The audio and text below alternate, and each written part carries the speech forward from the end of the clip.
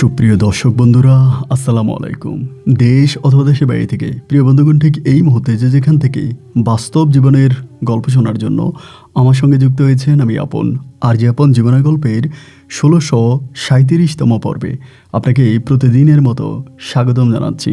দর্শক বন্ধুরা, আজ আমি আপনাকে শোনাবো সিলেটের ভাই মালয়েশিয়ান প্রবাসী মোহাম্মদ সৌরভ হোসেনের জীবনের এক কলিজা কাঁপানো করুণ বাস্তব জীবন কাহিনী। বন্ধুরা, আজকের গল্পের টাইটেল ৪ বছর পর দেশে ফিরে স্ত্রীকে কবর থেকে জীবিত উদ্ধার করে প্রবাসী। এই গল্পটা সিলেটের প্রত্যন্ত এলাকার মালয়েশিয়ান প্রবাসী সৌরভের জীবনের শরীরে দাগ কেটে যাওয়ার মতো এক পারিবারিক করুণ বাস্তব জীবনের গল্প। বন্ধুরা, আশা করব শুরু থেকে শেষ পর্যন্ত আজকের এই গল্পটা আপনারা প্রত্যেকে আমার মুখে শুনবেন এবং গল্প শেষে ভাই সৌরভকে ঠিক আপনার মতো করে একটা মন্তব্য কমেন্ট বক্সে লিখবেন। ধন্যবাদ সবাইকে। সুপ্রিয় দর্শক বন্ধুরা, আসসালামু আলাইকুম। আমার নাম মোহাম্মদ সৌরভ হোসেন, আমার বাড়ি সিলেট বিভাগে। বন্ধুগণ, আমি আমার জীবনের গল্পটা শুরু করার শুরুতে আপনাদেরকে আমার পরিবারের সম্বন্ধে জানিয়ে রাখি। আমার পরিবারে আমি আছি, আমার বাবা আছে, মা আছে, রয়েছে আমার বড় 3টা বোন সহ ছোট একটা ভাই। আমরা টোটাল 2 ভাই 3 বোন। আমাদের পরিবারটা সিলেট বিভাগ থেকে অনেক দূরের পাহাড় ঘেঁষা কোনো এক অজপাড়া গায়ের এক নিম্ন মধ্যবিত্ত পরিবার। আমার বাবা পেশায় একজন গরু ব্যবসায়ী। এক কথায় বলতে গেলে আমার বাবা একজন গরু খামারি। আমাদের নিজেদের অনেক বড় একটা গরুর খামার রয়েছে। আমি খুব ছোটোবেলা থেকে দেখে আসছি আমার বাবা ওই খামারে অল্প টাকায় ছোট ছোট গরু কিনে এবং এগুলাকে লালন পালন করে আমার বাবা বড় করে এবং কোরবানের ঈদ সহ বিভিন্ন সময় বিভিন্ন বাজারে গিয়ে আমার বাবা এই গরু বিক্রি করে আমাদের পরিবারটা চালাতেন। ছোটোবেলা থেকে আমি খুব বেশি দূর পর্যন্ত পড়াশোনা করার সুযোগ পাইনি। কোনো রকম নিজের নাম কাম লিখতে পেরেছি, এটুকুই আমার শিক্ষা জীবনের সমাপ্তি ঘটে। আমি ছোটোবেলা থেকে খুব শান্ত স্বভাবী একটা ছেলে ছিলাম। বাবা মায়ের কথায় উঠতাম বসতাম এবং তারা ঠিক যে সময় যা করতে বলতো আমি তাই করতাম। আমার বাবার একটা সময় অনেক গরু ছিল, গরুর খামার ছিল, অনেক টাকা পয়সা ছিল, কিন্তু আমার বড় 3টা বোনকে বিয়ে দিতে গিয়ে আমার বাবা একেবারে ফতুর হয়ে যায়। আমার বাবার শুধুমাত্র 2টা গাভী রয়েছে। এই 2টা গাভীর দুধ বিক্রি করে আমার বাবা বেশ কষ্ট করে আমাদের পরিবারটা চালাতো। এরকম করতে করতে আমি মোটামুটি প্রায় অনেকটাই বড় হয়ে যাই। প্রাপ্তবয়স্ক হওয়ার পরে আমাদের এলাকার মানুষের কথাবার্তা আমার খুব বেশি একটা সহ্য হয় না। যদিও কখনো কোথাও যাই, বন্ধু বান্ধবের সাথে মিশি, তখন সবাই আমাকে বলে গরুর দালালের ছেলে। সবাই আমার আব্বাকে গরুর দালাল বলে এবং আমাকে বলে গরুর দালালের ছেলে। এই জিনিসটা শুনতে আমার একেবারে ভালো লাগতো না। আর আমরা আর্থিকভাবে অনেকটা দুর্বল ছিলাম। দেখা যায় গ্রামের মধ্যে বাকি যারা আছে তারা মোটামুটি বেশ পয়সাওয়ালা। আমরা গরিব হওয়ার কারণে কেউ আমাদের সঙ্গে খুব বেশি একটা মিশতো না, কথা বলতো না এবং গরুর দালালের ছেলে বলে আমাকে খোঁটা দিয়ে কথা বলতো। এমন করতে করতে একটা সময় আমার নিজের মাঝে মনে হলো যে আমি কিছু একটা করব। আমি এমন কিছু একটা করব যাতে আমার পরিবারকে আমি উঠাতে পারি এবং কেউ আমাকে এরকম ছোট করে কথা না বলতে পারে। তো আমার আব্বার আসলে তেমন কোনো সাধ্য সামর্থ্য ছিল না যে আমাকে টাকা দিয়ে কোনো একটা ব্যবসা বাণিজ্য বা কিছু একটা করাবে। তখন আমাদের এলাকার অনেক লোকেরাই বিদেশ যাইতো। আমাদের অনেক লোকেরাই বিদেশে যায় এবং যারাই বিদেশে যায় তারা বিদেশ থেকে মোটা অঙ্কের টাকা ইনকাম করে, তা দিয়ে জমি জমা কিনে বাড়িঘর করে, মানে মোটামুটি বিদেশে গেলেই বড়লোক হয়ে যায়। আমার মাথায় তখন হঠাৎ করে আসলো যে আমি বিদেশ যাব। আমি আমার আব্বাকে বললাম, মাকে বললাম যে আমি বিদেশে যাব, আমাকে তোমরা বিদেশে পাঠিয়ে দাও। আমার এই কথা শুনে আমার আব্বা আম্মা দুজনে অট্ট হাসিতে মেতে উঠল। তারা বলল, 3 বেলা 3 মুঠো ভাত তোর প্লেটে দিতে পারি না, আমরা তোরে বিদেশ কেমনে পাঠাবো? আমাদের তোরে বিদেশ পাঠানোর কোনো সামর্থ্য নাই। এরকম উল্টাপাল্টা কথা বলিস না, আমরা তোরে বিদেশে পাঠাতে পারবো না। যতই হোক যাই হোক, আব্বা আম্মাকে যতই বোঝাচ্ছিলাম কিন্তু তারা আমার কোনো কথাই শুনতেছিল না। তারা আমাকে বিদেশ পাঠাবে না, মানে পাঠাবে না বলতে পাঠানোর কোনো সামর্থ্য তাদের নাই। তো আমাদের এলাকাতে একটা গেদা পাগলার মাজার আছে। এই মাজারটা আমাদের অত্র এলাকাতে অনেক পরিচিত একটা মাজার। অনেকেই বলা বলি করে এই গেদা পাগলার মাজারে যদি কোনো কিছু চাওয়া হয় এবং গেদা পাগলা নাকি সরাসরি সেটা দিয়ে যায়। গেদা পাগলা আমারও জন্মের আগে, আমার বাবারও জন্মের আগে মারা গেছে এবং তার নামে এই মাজারটা প্রতিষ্ঠিত হয়েছে। গ্রামের লোকেদের মুখে মুখে কথিত আছে যে এই গেদা পাগলার মাজারে গিয়ে কোনো কিছু চাইলে গেদা পাগলা নাকি নিজের হাতে সেটা দিয়ে দেয়। তো এই কথা শোনার পরে আমি তখন করলাম কি, ওই গেদা পাগলার মাজারে দিন রাত মিলিয়ে বসে থাকতাম। শুধু গেদা পাগলার কাছে চাইতাম যে আমারে কিছু টাকা দেন, আমার কিছু পয়সা দেন, অথবা আমাকে বিদেশ পাঠানোর ব্যবস্থা করে দেন, আমাকে বিদেশে পাঠিয়ে দেন। এরকম করে প্রতিনিয়তই ওই গেদা পাগলার মাজারে আমি গিয়ে বসে থাকতাম। এই কথাটা কিন্তু একেবারেই মিথ্যে নয়। আমাদের এলাকাতে অনেক মানুষ আছে যাদের একটা সময় কোনো কিছুই ছিল না, তারা দারিদ্র্য সীমার অনেক নিচে বসবাস করত। তারাও গেদা পাগলাকে দেখতে পেয়েছে। গেদা পাগলা নিজ হাতে তাদেরকে এমন কিছু দিয়েছে, আজ তারা অত্র এলাকাতে কোটিপতি বললে চলে। আমারও একটা স্বপ্ন, তবে আমার চাওয়াটা অনেক বড় না, ছোট্ট একটা চাওয়া, যদি গেদা পাগলা আমাকে বিদেশ পাঠানোর একটা ব্যবস্থা করে দেয়। দিন রাত মিলিয়ে আমি তখন এই গেদা পাগলার মাজারে বসে থাকতাম। এভাবে দীর্ঘদিন অতিবাহিত হয়ে গেল, কিন্তু কোনোভাবে আমি গেদা পাগলাকে দেখতে পেলাম না, এবং আমার যেই স্বপ্ন, এই স্বপ্ন পূরণ হলো না। এমন করে বহুদিন পরে একদিন আমার বাবা ওই মাজারে আসছে। আমি তখন মাজারেই থাকতাম, মাজারের বাইরে যাইতাম না, এবং মাজারের খাদেমের সঙ্গে থাকতাম, এবং ওখানে আমার চাওয়াগুলো আমি চাইতাম। আব্বা আমারে বলতেছে বাড়ি যাওয়ার জন্য। আব্বা যখন বাড়ি যাইতে বলছে, আমি তখন জিজ্ঞেস করলাম কেন? আব্বা বলল তোর আম্মা বলছে বাড়িতে যাইতে। তো আমি তো বিদেশ যাব, আমাকে টাকা দেন, এটা নিয়ে আব্বা আম্মার সামনে খুব ঝগড়াঝাটি করে আসছি। তো যখন আব্বা আমাকে নিতে আসছে, তখন আমি বাড়িতে গেছি পরে আমার মা তখন আমারে বলতেছে যে বাবারে, তুই তো বাড়িতে আসছিস, তুই তো আমার বড় ছেলে, তোর অনুমতি ছাড়া তো কিছু করা যাবে না, আম্মা তোর একটা কথা বলতে চাই। তো আমি তো বহুদিন বাড়িতে থাকি না, বা মাচারেই পড়ে থাকি। তা আমি আমার আম্মারে বললাম যে আম্মা কী হয়েছে? তা আমার আম্মা বলতেছে, আমার যেই ছোটো ভাই আছে, লাস্ট কয়েকটা দিন ধরে আমার ছোটো ভাই প্রচুর পাগলামি করতেছে, এবং এত সব খারাপ কাজ করতেছে যা ঠিক বলার মতো না। মানুষের গরু ছাগল চুরি করে, এবং বিভিন্ন নারীদেরকে অন্ধকারে পাইলে জড়ায়ে ধরে, বিভিন্ন ধরনের খারাপ কাজও করে। তো আমার আম্মা বলতেছে যে সজীব তো এত খারাপই করতেছে, এখন আম্মু একটা চিন্তা করছে, আম্মু সজীবরে একটা লাইন করে ওরে বিদেশে পাঠিয়ে দিব। আমি তখন আমার মায়ের মুখের দিকে অপলক দৃষ্টিতে তাকায় আসছে। ও মা বলে কি? আমি কয়েক মাস আগে মারে এত হাতে পায়ে ধরলাম, আমারে বিদেশ পাঠান, আমি বিদেশ যাই। তারা একই বাক্যে বলতেছে তাদের কাছে টাকা নাই, আমাকে পাঠাবে কি করে? আর এখন তারাই বলতেছে যে সজীবরে বিদেশে পাঠাবে। আমি হাসি দিয়ে মায়েরে বললাম যে সজীবরে দিয়ে বিদেশ পাঠাবেন, টাকা কই পাবেন?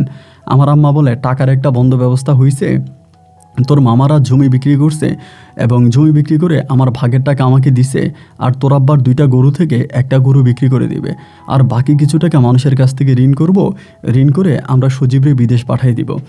আমি তখন অবাক হয়ে মায়ের মুখের দিকে তাকায় আছি। আমি বললাম মা, এতগুলো মাস ধরে আমি তোমার হাতে ধরে পায়ে ধরে আব্বারে বলি, তোমারে বলি, পাড়া প্রতিবেশীকে বলি আমাকে বিদেশে পাঠাও, আমার এই দেশে ভালো লাগে না, আমি বিদেশ যাব, আর এখন তোমরা আমারে না পাঠাইয়া সজীবরে পাঠাইতেছ। আমার মা তখন বলে বাজান রে, তোর তো কোনো কলঙ্ক নাই, সবাই বলে তুই ভালো, নামাজ কালাম পড়িস, সবার সঙ্গে উঠা বসা করিস, অনেকটা ভালো, কিন্তু সজীব তো দিনে দিনে যা শুরু করছে, কিছুদিন পরে এই সজীবের জন্য আমরা এলাকাতে মুখ দেখাইতে পারবো না। আর যেই বিষয়টা, ওই বিষয়টাও খুব কষ্টের কাজ, তুই করতে পারবি না, তুই তো কখনো এত পরিশ্রম করিস নাই। তা আমি তখন মায়েরে বললাম যে মা, তুমি এগুলো কী বলতেছো? আবার আরেকটা কথা, আমার ছোটো ভাই কিন্তু শয়তানও আছে, আবার কাজও কিন্তু করে, মানুষের বদলাতে মাঠে ঘাটে কাজ করো, ও আমার থেকেও অনেকটা স্ট্রং।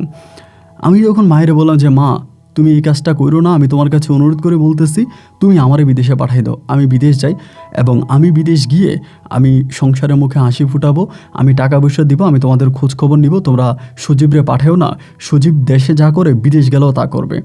ও মা, আমার আব্বা আম্মার একই কথা, তারা আমাকে পাঠাবে না, সজীবকে পাঠাবে। যত বলি, যাই বলি, যেটাই বলি, তারা আর আমার কোনো কথাই শুনতেছে না। তাদের কথাই একটা, যে তারা সজীবকে বিদেশে পাঠাবে, এবং সজীব বিদেশে গেলে তাদের মান সম্মান রক্ষা হবে, এবং সজীব কঠিন কাজ করতে পারে, কঠিন কাজ করে দেশে টাকা পাঠাবে। আব্বা আম্মার কাছে যতভাবে বললাম যে তোমরা সজীবরে পাঠাও না, না না না, আমার আব্বা আম্মা আমার কোনো কথাই শুনলো না। শেষ পর্যন্ত সজীবকে পাসপোর্ট করাইলো, এবং পাসপোর্ট করিয়ে সজীবকে বিদেশে পাঠানোর জন্য সমস্ত রকম প্রক্রিয়া আমার আব্বা আম্মা তখন করতেছে। আমার মনের ভিতর তখন খুব রাগ জমে গেছে যে এইটা আমার আম্মা কেন করতেছে, কী কারণে করতেছে। আমার আর ভালো লাগতেছিল না, এবং একটা পর্যায়ে ঠিকই আমার ভাইয়ের ভিসা চলে আসে। আমার ছোটো ভাই তখন আমাকে রেখেই সৌদি আরবে চলে যায়। সজীব যখন সৌদি আরবে চলে যায়, আমি তখন বাড়িতে আব্বার সঙ্গে ঝগড়া করি, আম্মার সঙ্গে ঝগড়া করি, ঠিকমতো খাওয়া দাওয়া করি না, পাগলামি করি, মানে খুব বেশি ঝামেলা করতেছি। এরকম করতে করতে আম্মা দুঃসম্পর্কের এক চাচাতো ভাই হয়, ওনার নাম হচ্ছে মিলন মামা। তো ওই মিলন মামা কুল্লুকে আমাদের বাড়িতে বেড়াইতে আসছে, উনি, ওনার ওয়াইফ এবং ওনার 2টা মেয়ে। আমাদের বাড়িতে বেড়াইতে আসছে, আসার পরে আমাদের ঘরে থাকতেছে। এরকম থাকতে থাকতে আমার মামানি তখন আম্মাকে বলতেছে যে আমার ঘরে তো কোনো ছেলে নাই, এই একটা ছেলে যদি পাইতাম, আমাদের গার্ডেন আছে, গার্ডেনে কাজ টাজ করতো, গাড়ি টাড়ি পরিষ্কার করতো, আর আমার বাড়িতে থাকতো, মাস শেষে না হয় আমি বেতন দিতাম। আপনাদের এলাকাতে এরকম কোনো ছেলে আছে কিনা? আমার আম্মা তখন ডিরেক্টলি আমার মামানিকে বলতেছে, একটা কাজ করেন, আমার বড় ছেলেটারে নিয়ে যান, সৌরভে নিয়ে যান। ওই তো বাড়িতে বসে খুব দুষ্টমি করে এবং আমাদের সাথে খুব রাগারাগি করে, সজীবরে বিদেশ পাঠাইছে, এই জন্য ও খুব ঝামেলা করতেছে।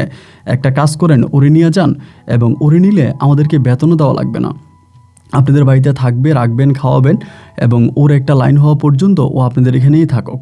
ওরেও আমরা বিদেশ পাঠাই দিব, সজীব একটু লাইন হোক, এরপর আমরা সৌরভরে পাঠাবো, তো ওরে আপনি নিয়ে যান। এই কথা আমার মামানিরে আমার মা বলে। বলার পরে আমার মামানি তখন বলে, তো ও তো ভালোই নামাজ কালাম পরে, ভালোই দেখতেছি চলাফেরা, আচ্ছা ঠিক আছে ওকে দিয়ে দেন। তো তারপরে আমার আব্বা তখন আমাকে বিষয়টা বলে যে এমন এমন ঘটনা, তুই তোর মিলন মামার সঙ্গে চলে যাও, ওনার বাসায় থাকবি, ওনারা অনেক বড় লোক, তোরা ভালো ভালো খাবার দিবে, আর বাড়িতে থেকে এভাবে তোর আম্মার সঙ্গে ঝগড়া করা এগুলো ভালো লাগে না, তুই মানে তোর কাছে চলে যা, মিলন মামার বাসায় চলে যা। আমি তখন আমার আব্বারে বললাম, সজীবরে পাঠাইলে বিদেশে, আমারে পাঠাইতে আসো ঢাকাতে, আমি যাব না। আমার আম্মা আব্বা দুজনেই তখন আমাকে বুঝাইতে আসে যে চলে যা, বাড়িতে থাকলে তোর মন মিজাজ আরও খারাপ হবে, এর থেকেও ভালো তুই তোর মামানির বাসায় চলে যা, মামার সঙ্গে থাকবি, ওইখানে তুই অনেক ভালো থাকবে। এমন করে যখন আমার আব্বা আম্মা বলতেছিল, আমি তখন চিন্তা করলাম যে আসলেই কথাটা একেবারে খারাপ বলে নাই। বাড়িতে বসে থাকতে থাকতে আমার দম বন্ধ হয়ে আসতেছে, আমার কোনো কিছুই ভাল লাগে না। আব্বার সঙ্গে আম্মার সঙ্গে এই ঝগড়াঝাটি আমার কাছে আর ভালো লাগে না। এটাই করি, তা না হলে অন্তত ঢাকায় চলে যাই, ঢাকায় গেলে কিছুটা সময় তো আমার ভালো কাটবে, আমি ঢাকায় চলে যাব। তারপরে আব্বা আম্মার প্রস্তাবে রাজি হলাম মিলন মামার সঙ্গে। আমি তখন ঢাকায় ওই মিলন মামার বাসায় যাওয়ার জন্য রওনা দিলাম। আমার যত জামা কাপড় আছে সব কিছু ঠিকঠাক করে মামার সঙ্গে, মামির সঙ্গে এবং তার দুই ছোট মেয়ের সঙ্গে তখন আমরা ঢাকায় চলে গেছি। তো ঢাকায় চলে যাওয়ার পরে আমি মিলন মামার বাসায় থাকতাম। উনি সম্ভবত কোনো একটা বড় সরকারি চাকরি করতো। প্রথম দিকে তো জানতাম না কি করে, তো জানতাম যে একটা সরকারি চাকরি করে এবং বেশ ভালো টাকা বেতন পায়, সরকারি গাড়ি, সরকারি বাড়ি, এবং বাড়ির সামনে খুব সুন্দর ফুলের বাগান। সব কিছু মিলিয়ে দেখলাম যে আমি একটা ভালো জায়গায় এসেছি। এবং ঢাকায় আসার পরে রঙিন মানুষ, নতুন মানুষ, সবাইকে দেখে ভীষণ ভালোই লাগতেছে। গ্রামে থাকতে থাকতে আমি অনেকটা শুচ্ছে গেছিলাম। ঢাকায় এসে কিছুটা ভালো লাগা কাজ করতে শুরু করে। সবার সঙ্গে উঠা বসা, খাওয়া দাওয়া সব কিছু মিলিয়ে আমার কাছে বেশ ভালোই লাগতে শুরু হলো। এমন করে করে একদিন, 2 দিন, 3 দিন করে সময়গুলো পাস হইতেছে, আর আমিও সবার সঙ্গে এরকম করে মিশতেছি। তো আমাদের এই মানে মামার বাসার পাশেই একটা খেলার মাঠ ছিল। তো ওরা যদিও আমাকে বাসায় কাজের ছেলে হিসেবে নিয়ে গেছে, কিন্তু আমি আসলে ওই বাসায় তেমন কাজ করতাম না, আর তেমন কোনো কাজ ছিলও না। গার্ডেনে পানি দেওয়া মামি পানি দিয়ে দিত, মামা দিয়ে দিত, গাড়ি তারাই পরিষ্কার করতো। বাট কেন যে তারা আমাকে তাদের বাসায় নিয়ে আসছে আমি সেটাই বুঝি না। আর তারা দুজনে আমাকে খুব ভালোবাসতো, মানে এতটাই ভালোবাসতো যা বলার মতো না, মানে একেবারে নিজের সন্তানের মতো আমাকে আদর যত্ন করতো। তা আমি তখন করলাম কি, প্রত্যেক দিন বিকেলবেলা ওই বাড়ির পাশেই একটা মাঠ আছে, ওই মাঠের মধ্যে খেলতে চলে যেতাম। এবং আমি ফুটবল খেলাটা খুব পছন্দ করতাম। প্রতিদিন বিকালবেলা শহরের বিভিন্ন ছেলেদের সঙ্গে আমি তখন ফুটবল খেলতাম। তো এরকম করে ফুটবল খেলতেছে এই করতে করতে একদিন হলো কি, বৃষ্টি নামছে। মানে বিকালবেলা আমরা একটু খেলছি, তারপরে বৃষ্টি নামছে। বৃষ্টি নামার পরেই তখন আমরা সবাই করলাম কি, মাঠের পাশে একটা ছোট্ট ঝুপড়ি ঘরের মতো আছে, ওই ঝুপড়ি ঘরের সামনে গিয়ে দাঁড়াইছি। দাঁড়ানোর পরেই ঠিক এই মুহূর্তে হঠাৎ করে ওই এলাকারই হবে সম্ভবত একটা মেয়ে ছাতা নিয়ে আমাদের সামনে দিয়ে যাচ্ছিল। মেয়েটাকে দেখে আমি অবাক হয়ে গেলাম, খুব সুন্দরী। মানে ঢাকা শহরে তো আসলে অনেক মেয়েরাই সুন্দর, বাট এই মেয়েটাকে আমার কাছে একটু বেশি সুন্দর লাগতেছিল। চোখে সানগ্লাস, সাদা একটা আপনার 3 পিস পরা, কালো একটা ছাতা হাতে, মানে খুবই অমায়িক সুন্দর লাগতেছে। বৃষ্টির পানি তার পায়ের মধ্যে পড়তেছে, মনে হয় যেন হীরার টুকরা পড়তেছে তার পায়ে, ঝলঝল করতেছে। এমন করে মেয়েটা সামনের দিকে হেঁটে চলে গেছে, এবং হেঁটে চলে যাওয়ার পরে ঠিক মেয়েটা মোটামুটি অনেকটা সামনে চলে যাওয়ার পরে আমাদের সঙ্গে একটা ছেলে খেলতো, যার নাম হচ্ছে রাতুল। রাতুল তখন করলো কি, দৌড় দিয়ে, মানে মেয়েটা আমাদের এখান থেকে চলে যাওয়ার পরে দৌড় দিয়ে মেয়েটা ছাতার নিচে চলে গেছে, গিয়ে মেয়েটার সঙ্গে কথা বলতেছে। আমি এখানে বাকিদেরকে জিজ্ঞেস করলাম, কি ব্যাপার, এই মেয়ের সঙ্গে রাতুলের সম্পর্ক কি? রাতুল যে দৌড়ে গিয়ে মেয়ের ছাতার নিচে চলে গেল, আর মেয়েও কোনো কিছু বললো না। সবাই তখন বলা বলি করতেছে যে এটা রাতুলের গার্লফ্রেন্ড, মানে রাতুলের সঙ্গে মেয়েটার প্রেম আছে, এরা বয়ফ্রেন্ড গার্লফ্রেন্ড এরকম করে বলতেছে। তো ভাই আমার মনটা তখন খারাপ হয়ে গেল যে এত সুন্দর একটা মেয়ে অথচ রাতুলের সঙ্গে প্রেম করে। আমার আর বিষয়টা তখন মানে ভালো লাগলো না, মানে ভালো লাগলো না বলতে আমি একটু মানে খুব মানে খারাপ লাগলো আর কি। এরপরে আমি এটা প্রায় ভুলে গেছি। এই ঘটনার প্রায় কিছুদিন পরে, কিছুদিন বলতে প্রায় সপ্তাহখানিক পরে একদিন রাতুল হঠাৎ করে আমার কাছে আসছে। আইসা আমারে বলতেছে, দোস্ত আমার কিছু টাকা ধার দে। আমাদের বাসায় আসছে, মানে মামার বাসায়। আসার পরে আমি তখন বললাম যে টাকা ধার দিব কেন, কী কারণে? ও বলতেছে যে আমি একটা কাজ করব।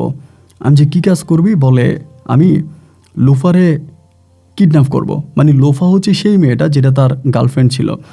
আমি তখন বললাম, বলিস কি? আমি তো জানি লোফার সঙ্গে তোর প্রেমের সম্পর্ক, লোফাও তোকে ভালোবাসে, তুইও লোফাকে ভালোবাসিস, তাহলে এখন তারে কিডন্যাপ করতে হবে কেন? ও আমারে বলতেছে আমি ওরে কিডন্যাপ করব, কিডন্যাপ করে ওরে জোর করে বিয়ে করব। ও আমার সঙ্গে রিলেশন ছিল, এখন হঠাৎ করে ও আর আমার সঙ্গে কথা বলে না, আমার ফোন পিক করে না এবং আমার সঙ্গে খারাপ ব্যবহার করতেছে। আমি তখন বললাম, বলিস কি? তোদের মাঝে এত ভালো সম্পর্ক ছিল, হঠাৎ করে এরকম হয়ে গেল? আচ্ছা ঠিক আছে, তুই একটা কাজ কর, হুট করে মেয়েটাকে কিডন্যাপ করবি, বিয়ে করবি, এতে যদি মেয়েটা রাজি না হয়, মেয়েটার সঙ্গে তোর সংসার সুখের হবে না, আর এটা একটা আইনি ঝামেলাও হয়ে যেতে পারে। বন্ধু একটা কাজ কর, তুই মেয়েটার নাম্বার আমাকে দে, আমি একটু মেয়েটার সঙ্গে কথা বলি এবং কথা বলে দেখি যে তোদের সঙ্গে আমি অ্যাডজাস্ট করাই দিতে পারি কিনা। ও আমার বলে, না বন্ধু, অনেকেই কথা বলছে, ও কারো কোনো কথাই শোনে না, ও ভীষণ রকমের বদমেজাজি, ও কাউকে মানে না, কারো কোনো কথা শোনে না, ওরে আর কোনো কিছু বুঝাইতে হবে না, এবার যা করার আমি একাই করব। আমি বললাম, না, হুটহাট করে এমন খারাপ সিদ্ধান্ত নিস না, তুই আমাকে নাম্বারটা দে, আমি দেখি না আমি কোনো কিছু করতে পারি কি না। এভাবে বলার পরে ও তখন আমাকে নাম্বারটা দিছে। নাম্বারটা দেওয়ার পরে আমি তখন করলাম কি, ওই দিন রাতের বেলায় মেয়েটাকে কল দিলাম পরে ওই তখন কলটা রিসিভ করছে। রিসিভ করার পরে আমি সালাম দিলাম, কথা বলতেছি, কথা বলে ঠিক যখনই আমি আমার ওই বন্ধুর কথা বললাম, সঙ্গে সঙ্গে মানে রাতুলের কথা বলার সঙ্গে সঙ্গে মেয়েটা তখন লাইন কেটে দিল। লাইন কেটে দেওয়ার পরে তারা রাতের মধ্যে অনেকবার কল দিলাম, সে আর আমার কল ধরলো না। পরের দিন রাতুল বলল, কী রে, কী হয়েছে? আমি বললাম, দোস্ত আমার কল কেটে দিয়েছে এবং এরপরে নাম্বার বন্ধ করে দিয়েছে, আমার ফোন ধরে নেয়। ও বলে, বলছি না ও কারো কোনো কথা শুনবে না, ওর যত বিষ আছে আমি কমাবো, আমার কয়টা টাকা দে, আমি কিছু পোলাপাইন কন্ট্রাক্ট করে ওরে উঠে নিয়ে যাব। আমি যে আচ্ছা ঠিক আছে, তারা আজকে রাতটা দেখি। এই দিন রাতের বেলা মানে এর পরের দিন রাতের বেলায় আমি তাকে আবারও কল দিছি। রাত আনুমানিক 10:30 কি 11টার মতো বাজে। কল দেওয়ার পরে ও তখন কলটা রিসিভ করছে। রিসিভ করার পর আমি বললাম যে, লোফা আমি আপনার সঙ্গে 5 মিনিট কথা বলবো, বেশি না, এবং এই 5 মিনিট যদি আপনি আমার সঙ্গে কথা বলেন, আপনিও বেঁচে যাবেন, আপনার পরিবারও বেঁচে যাবে, অন্যথায় আপনি সহ আপনার পরিবার মহা বিপদে পড়তে যাচ্ছেন। এটা বলার সঙ্গে সঙ্গে মেয়েটা বলতেছে, কি বলেন, কিসের বিপদ আপনি বলেন তো? আমি বললাম, আপনি কি রাতুলকে চিনেন? বলে, হ্যাঁ চিনি তো, ও একটা লম্পট। আমি বললাম, লম্পট কিনা তা তো জানি না, ও তো আমাদের সঙ্গে মাঠে খেলাধুলা করে, ওর তো আমি এতটুকুই চিনি, এর বাইরে তো আর চিনি না। এখন আপনার সঙ্গে ওর একটা সম্পর্ক ছিল, হঠাৎ করে কি হলো আমি একটু জানতে চাই। মেয়েটা তখন বলতেছে যে আমি আপনাকে চিনি না, আমি আপনাকে আমার পার্সোনাল বিষয় কেন বলবো? আমি বললাম, দেখেন আপনি হয়তো আমাকে দেখলে চিনতে পারবেন, আমি মাঠে রাতুলের সঙ্গে খেলা করি, লম্বা করে এমন এমন ভাবে আমি আমার পরিচয়টা দিলাম বা শরীরের ইঙ্গিত দিলাম। মেয়েটা তো আমাকে দেখছে অনেকবার। তারপরে বলে যে হ্যাঁ হ্যাঁ চিনতে পারছি, আপনাদের খেলা আমি মাঝে মাঝে চুপিসারে দেখি, রাতুলও অনেক ভালো খেলে, কিন্তু ও মানুষ হিসেবে ভালো না। আমি বললাম, মানুষ হিসেবে ভালো না মানে কি, আপনাকে একটু বুঝিয়ে বলেন তো। পরে বলতেছে যে ভাইয়া আসলে কি বলবো, আপনি তো জানার কথা, এরপরেও যদি আপনি না জানেন তা আমি আপনাকে বলি, রাতুল মূলত নেশা করে, ও প্রচুর নেশা করে, নেশাখোর, এবং ও মানে স্বাভাবিক জীবনে নাই, অস্বাভাবিক জীবনে আছে। আর ও আমার সঙ্গে রিলেশন করে ঠিক আছে, কিন্তু আমার সঙ্গে বিভিন্ন ধরনের সম্পর্ক করতে চায়, যেটা আমি বিয়ের আগে চাচ্ছি না। সব কিছু মিলিয়ে আমার কাছে ওকে অনেক বোরিং মনে হচ্ছে, আমি ওর সাথেই সম্পর্কটা আর রাখতে চাই না। আমি তখন মেয়েটাকে বললাম, বাহ, আপনার আইডিয়াও ঠিক আছে, আপনার চিন্তাভাবনাও ঠিক আছে, কিন্তু বোন কিছু মনে করবেন না, আপনি যদি আমাকে অনুমতি দেন আমি আপনাকে একটা কথা বলতে পারি। তো যদি এটা আপনি রাতুলকে না বলেন বা কাউকে বললে আমার বেশ ক্ষতি হয়ে যাবে, আমার অনেক ক্ষতি হবে। মেয়েটা তখন আমাকে বলতেছে, আপনি নির্দ্বিধায় আমার কাছে বলুন, আমি আপনার পার্সোনাল কথা কখনোই কারো কাছে বলবো না। আমি তখন বললাম যে আপনাকে আমি দেখেছি, সত্যি কথা বলতে গিয়ে আপনি অনেক সুন্দর, আপনার চলাফেরা, আপনি সত্যি অনেক কিউট একটা মেয়ে আমার চোখে। তো আমি আপনাকে কিভাবে বলবো, গত পরশুদিন রাতুল আমার কাছে আসছিল কিছু টাকার জন্য। আমার কাছ থেকে কিছু টাকা নিতে এবং কিছু টাকা নিয়ে ও আসলে আপনাকে কিডন্যাপ করার পরিকল্পনা করতেছে। আপনি স্কুল থেকে যাওয়া আসার সময় ও সম্ভবত আপনাকে কিডন্যাপ করবে, এরকম পরিকল্পনা করতেছে। যদি আপনি ওর সাথে রিলেশন নাই করেন বা ওর সাথে কোনো সম্পর্ক না করতে চান, তাহলে মেহেরবানি করে আপনি একটু সেফটি মানে নিরাপত্তা ভাবে চলাফেরা করবেন। ওই কিন্তু এরকম একটা খারাপ সিদ্ধান্ত নিয়ে নিতে পারে। মেয়েরা তখন আমাকে বলতেছে, দেখছেন এবার বুঝছেন ও কেমন, ও কতটা খারাপ এবার আপনি বুঝতে পারছেন। আমি ওকে ইগনোর করি, ওর ফোন রিসিভ করি না, ওর সঙ্গে কথা বলি না, যার কারণে ও আমাকে উঠাই নিতে চায়। এমন একটা ছেলের সঙ্গে আমি এতদিন সম্পর্কে ছিলাম, এটা তো আমার কাছে লজ্জাই লাগতেছে। তাই আমি বললাম যে না ঠিক আছে, আমি আপনাকে জাস্ট একটু সাবধান করলাম, আপনি একটু সাবধানে চলাফেরা করবেন। মেয়েটা বলা আচ্ছা ঠিক আছে। এই কথা বলার পরে এই দিক দিয়ে তো রাতুল আমাকে জ্বালায় মারতেছে। দোস্ত, আমি রাতুলকে একটা কথাই বলি যে দেখ, মেয়েটার সঙ্গে তুই এরকম কোনো কিছু করিস না, আর মেয়েটা যেহেতু রাজি নেই, তার সঙ্গে জোর জবস্তি করে কোনো কিছু করলে তোর জীবনে সুখ আসবে না, এটা তুই পুরোপুরিভাবে বাদ দে। কিন্তু ওই রাতুল মানে ওই আরও নেশা করে, মানে যখন ও লাইফ থেকে হচ্ছে লোফা চলে গেছে, ওই তখন আরও নেশা করে। তো এরকম করতে করতে লোফা তখন আমাকে জিজ্ঞেস করে যে রাতুলের অবস্থা কি, ও কী করে। আমি তখন বলি ও আগে যা নেশা করতো এখন আরও বেশি করে। ও তখন বলে আসলে ওর সঙ্গে থাকলে আমার জীবনটা অনেক নষ্ট হয়ে যেত। আচ্ছা, আপনার সঙ্গে যে কথা বলে আপনি খুব স্মার্টলি কথাবার্তা বলেন, মানে আপনার সম্বন্ধে আমি একটু জানতে চাই। তো আমি তো ভাই ওদের বাসায় একটা মানে আমার মামার ভাষা, আমি তো একটা কাজের ছেলে। হিসাব করতে গেলে তো আমি কিভাবে আমার এই পরিচয়টা দিব। মেয়েটা যেহেতু পড়াশোনা করে শিক্ষিত, বা মেয়েরাও অনেক বড়লোক, নিজেদের বাড়ি টাড়ি আছে ঢাকা শহরে, অনেক বড়লোক। তা আমি তখন করলাম কি, মানে প্রেম করার সময় মানুষ যা করে আর কি, আমার ওই কথিত মামাকেই আমি তখন আমার বাবা বানাই দিলাম। আমি বললাম যে আপনারা যে সরকারি চাকরি করে যে মিলন সাহেব আছে আপনাদের এখানকার, আমি ওই মিলন সাহেবের বড় ছেলে, আর আমার ছোট দুইটা বোন আছে। মানে আমি তখন এই লোফার কাছে ডিরেক্টলি আমার মামাকে আমি আমার বাবা বানাই ফেলছি, এবং প্রেম করার জন্য আর কি, বিশেষ করে ওর সঙ্গে আরেকটু ক্লোজ হওয়ার জন্য। কারণ কাজের ছেলে বললে তো আর আমার সঙ্গে কথা বলবে না, বা হয়তো আমাকে ইগনোরও করতে পারে, এই জন্য আমি একটু মিথ্যা বলছি। তো মিথ্যা বলার পরে ও তখন জেনে খুব খুশি হয়েছে। ও বলে আমি তো মিলন সাহেবকে চিনি এবং উনি অনেক ভালো লোক, আর মাঝে মাঝে রাস্তাঘাটে দেখা হলে খুব সম্মান দিয়ে কথাবার্তা বলে, অনেক আমার খুব ভালো লাগে। সুতরাং উনি যেমন ভালো, ওনার ছেলে আপনিও ঠিক তেমনটাই ভালো। তো এরকম করেই তখন আস্তে আস্তে করে এই লোফার সঙ্গে আমার একটা প্রেমের সম্পর্ক গড়ে ওঠে। আমি ওর সঙ্গে কথা বলে, ও আমার সঙ্গে কথা বলে, আমরা দুজন দুজনকে অসম্ভব রকমের ভালোবাসি। মাঝে মাঝে রাতের বেলায় আমি লোফাকে নিয়ে ফুচকা চটপটি খাওয়ার জন্য চলে যাই, এবং ওরে এক পলক দেখার জন্য রাস্তার পাশে দাঁড়িয়ে থাকি। তো এরকম করতে করতে আবার এই বিষয়গুলো কিন্তু রাতুল বুঝে গেছে যে আমি লোফার সঙ্গে রিলেশন করে বা এটা সেটা। রাতুলের দিক দিয়ে আমার অনেক ক্ষতি করার চেষ্টা করছে, যা ঝামেলা করছে, কিন্তু কোনো কিছু করতে পারে নাই। আর লোফাও রাতুলের সঙ্গে কোনো যোগাযোগ রাখে নাই। ও আমাকে ভালোবাসছে, সো ডিরেক্টলি আমার সঙ্গে ও আছে। এরকম করে প্রায় আমাদের সম্পর্কটা 1 থেকে 1.5 বৎসরের মতো কাটে। 1-1.5 বৎসরে একজন মানুষ আরেকজন মানুষকে অসম্ভব রকমের ভালোবাসে। এর থেকেও বেশি ভালোবাসা এই জীবনে আর হয় না। তো এরকম 1-1.5 বছর ভালোবাসার পরে একটা পর্যায়ে লোফা তখন আমাকে বলতেছে যে তুমি তোমার আব্বুকে বলো আমাদের বাসায় বিয়ের প্রস্তাব পাঠানোর জন্য, কারণ বিভিন্ন জায়গা থেকে ভালো ভালো বিয়ের প্রপোজাল আসতেছে, আমার আব্বা যে কোনো সময় হয়তো আমাকে বিয়ে দিতে পারে, তুমি একটা কাজ করো, তুমি আমাদের বাসায় বিয়ের প্রস্তাব পাঠাও। ওর এই কথা শুনে আমার মাথায় তখন আসমানটা ভেঙে পড়ছে। তার বড় কারণ হচ্ছে আমি কিভাবে আমার মামাকে আমি ওর বাসায় বিয়ের প্রস্তাব পাঠাবো, বা কেমনে কি, কারণ আমি তো এই বাসায় কাজ করি, আমি কাজের ছেলে, এটা তো সম্ভব না। ও তখন আমাকে বারবার বলে আচ্ছা তুমি যদি না পারো, তাহলে তোমার আব্বু অনেক ভালো মানুষ, রাস্তাঘাটে দেখলে খুব ভালো করে কথা বলে, আমি না হলো নাকি বুঝিয়ে বলি। আমি বললাম না না লুপা, খবরদার, এই কাজ একদম করা যাবে না। কারণ আমার আব্বাকে তুমি উপর থেকে যতটা ভালো দেখো, ভিতর থেকে আমার বাবা ঠিক ততটাই খারাপ। এই কাজ একদমই করা যাবে না, তুমি এটা ভুলেও চিন্তা করবো না, এবং এই কাজ তুমি করবা না। ও তখন আমাকে বলতেছে তাহলে কি করব আমি, আমার তো বাসা থেকে বিয়ের জন্য খুব চাপ দিতেছে, আমি তো আর এটা ধরে রাখতে পারতেছি না, যে কোনো সময় আমার ফ্যামিলি আমাকে বিয়ে দিয়ে দিবে। সো তুমি প্লিজ খুব দ্রুত কিছু একটা করো। আচ্ছা ঠিক আছে, তুমি এই নিয়ে টেনশন করো না, আমি অচিরেই কোনো একটা কিছু করার চেষ্টা করতেছি, এবং আমি সব কিছু ঠিকঠাক করে নেব, তুমি টেনশন করো না। তখন বলে আমার এগুলো ভালো লাগে না, আমার ফ্যামিলির এই প্রবলেম ভালো লাগে না, ফ্যামিলি আমাকে খুব চাপ দিতেছে, এই করতেছে সেই করতেছে, তুমি ইমিডিয়েটলি কিছু একটা করো, তোমার আব্বুকে বলো বিয়ের প্রস্তাব পাঠানোর জন্য, বা তুমি কিছু একটা করো, আমাকে এগুলো বলে। এই করতে করতে প্রায় ও আমাকে খুব চাপ দিতেছে।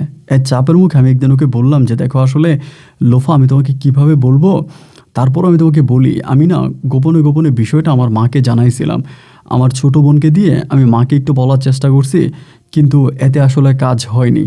আমার মা ডিরেক্টলি আমাকে মানা করেছে এবং আব্বাও জেনে খুব ক্ষেপে গেছে।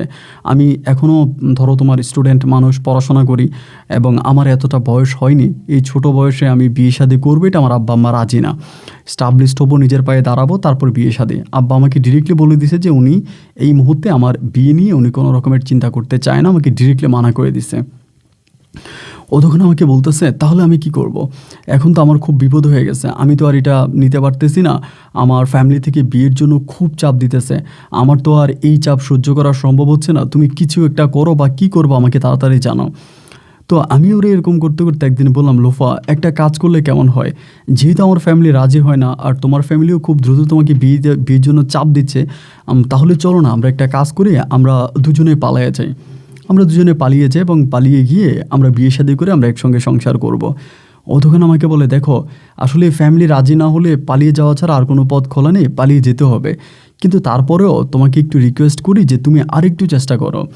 দেখো তো আরেকটু চেষ্টা করে কোনো না কোনোভাবে তোমার ফ্যামিলিকে ম্যানেজ করা যায় কি না। আমি আসলে এভাবে পালিয়ে যেতে চাই না, আমার কাছে পালাতে ভালো লাগে না। তুমি দেখো তো কোনো কিছু একটা করতে পারো কিনা তোমার আব্বু আম্মুর সঙ্গে। তা আমি ওকে বারবার একটা কথাই বলতেছিলাম যে আমার আব্বু রাজি না, আম্মুও রাজি না, এভাবে হবে না। আমাদের সম্পর্কটাকে এক করতে হলে আমাদের একটাই রাস্তা খোলা আছে, আর সেটা হচ্ছে পালিয়ে যাওয়া। সো তুমি যদি মনে করো বা তুমি যদি ভাবো যে তুমি পালিয়ে যাবা না, তাহলে আমাদের সম্পর্কটা মরে যাবে, আমরা একসঙ্গে থাকতে পারবো না। ওই তখন নিজেও কান্নাকাটি করে। ও কিন্তু আমাকে ভীষণ ভীষণ রকমের ভালোবাসে।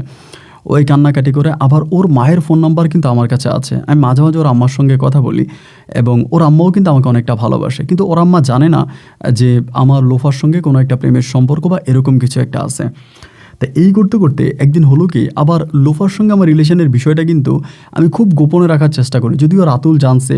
এছাড়া আমি অনেককেই রাখছিলাম হাইড করার জন্য আর কি, মানে সম্পর্কের বিষয়টা ওভাবে খোলাও করে আমি সবাইকে জানাইনি। যাই হোক, একটা পর্যায়ে আমি তখন লোফারে বললাম যে তাহলে ঠিক আছে, আমরা দুজনে পালিয়ে যাই। এবং সেও মোটামুটি পালিয়ে যাওয়ার জন্য রাজি হলো। এবং ঠিকই একদিন রাতের বেলায় আমি আমার মামার বাসা থেকে কিছু টাকা পয়সা নিয়ে এই লোফার সঙ্গে তখন পালিয়ে যাই। লোফার সঙ্গে পালিয়ে যাই, তখন কিন্তু আমি মানে মোটামুটি অনেকটা বড়, আমার বয়স কিন্তু হয়েছে ভাই। কিন্তু আমাকে দেখলে আসলে বোঝা যায় না যে আমার অতটা বয়স। মানে আমাকে যদি আপনি দেখেন, আপনি মানে বলবেন যে আমার বয়স বড় জোর হইলে 14 থেকে 15, কিন্তু আমার বয়স তখনও কিন্তু 20+। বাট এই বয়সটা আমার বোঝা যায় না আর কি, আমি একটু এরকম মানে চেহারার মধ্যে একটা বাচ্চা বাচ্চা ভাব আছে। তো এরপরে হলো কি যে আমাকে বলতেছে যে ঠিক আছে তাহলে একটা কাজ করে, মানে আমরা দুজনে পালিয়ে গেছি। এবং পালিয়ে যাওয়ার পরে প্রথমত আমরা, আমার একটা পরিচিত আন্টি আছে, আন্টির বাসায় উঠছি। ওনার বাসায় 2 দিন পর্যন্ত ছিলাম। আর এদিক দিয়ে লোফার আব্বা আম্মা পাগলের মতো লোফারে খুঁজতেছে, এইখানে ওইখানে বিভিন্ন জায়গায় ওরে খুঁজতেছে, বাট ওরে খুঁজে পাওয়া যাচ্ছে না। এই করতে করতে প্রায় আমার হাতে যে টাকাগুলো ছিল ওই টাকাগুলো প্রায় শেষ হওয়ার পথে। আন্টির বাসায় 2 দিন থাকলাম, থাকার পরে এরকম করে একদিন হোটেলে, একদিন বাসায়, এভাবে থাকতেছি। মানে তখন আমার অবস্থাটা খুব খারাপ হয়ে যাচ্ছে। তা এদিক দিয়ে লোফা আমাকে বলতেছে, আমাদের হাতে টাকা পয়সা তো শেষ হয়ে যাইতেছে, তুমি তোমার আব্বার সঙ্গে কথা বলো না। যেহেতু আমরা পালায়ে চলে আসছি, তাহলে তোমার আব্বাকে বলো যে আমরা পালায়ে আসছি। আমি বললাম যে আব্বা তো রাজি হবেই না, সো আমি কি করব। তো এই করতে করতে ভাই একটা সময় নিজের কাছে মনে হলো যে আমি মনে হয় চরম অপরাধ করে ফেলেছি। আমি পেশায় একটা কাজের ছেলে, অথচ কাজের ছেলে হয়ে এত বড়লোকের একটা মেয়েকে আমি ভাগায় নিয়ে আসছি। আর আমি লোফার চোখে মুখে যা দেখতে পাচ্ছি, আমি যদি একটা বারের জন্য লোফাকে এই কথা বলি যে আমি হচ্ছে মিলন সাহেবের ঘরে কাজ করি বা উনি আমার দুঃসম্পর্কের মামা, লোফার অবস্থা তখন কী হবে আমি আপনাকে বলে বোঝাতে পারবো না। মানে আমার কাছে মনে হয় যে ও হার্ট অ্যাটাক করে মরে যাবে। ও খুবই ইমোশনাল এবং খুব সিরিয়াস আমার সম্পর্কে। তা আমি তখন চিন্তা করলাম যে ঠিক এই মুহূর্তে কি করা যায়, মানে কোনো কিছু বুঝতে পারতেছিলাম না। দুজনে পালিয়ে আসলাম, একটা ঘরের মধ্যে আছি, খুব মানবতার জীবনযাপন করতেছি। 3 বেলায় হয়তো 1 বেলা খাবার খাইতেছি, আবার মাঝে মাঝে না খেয়েও থাকতেছি।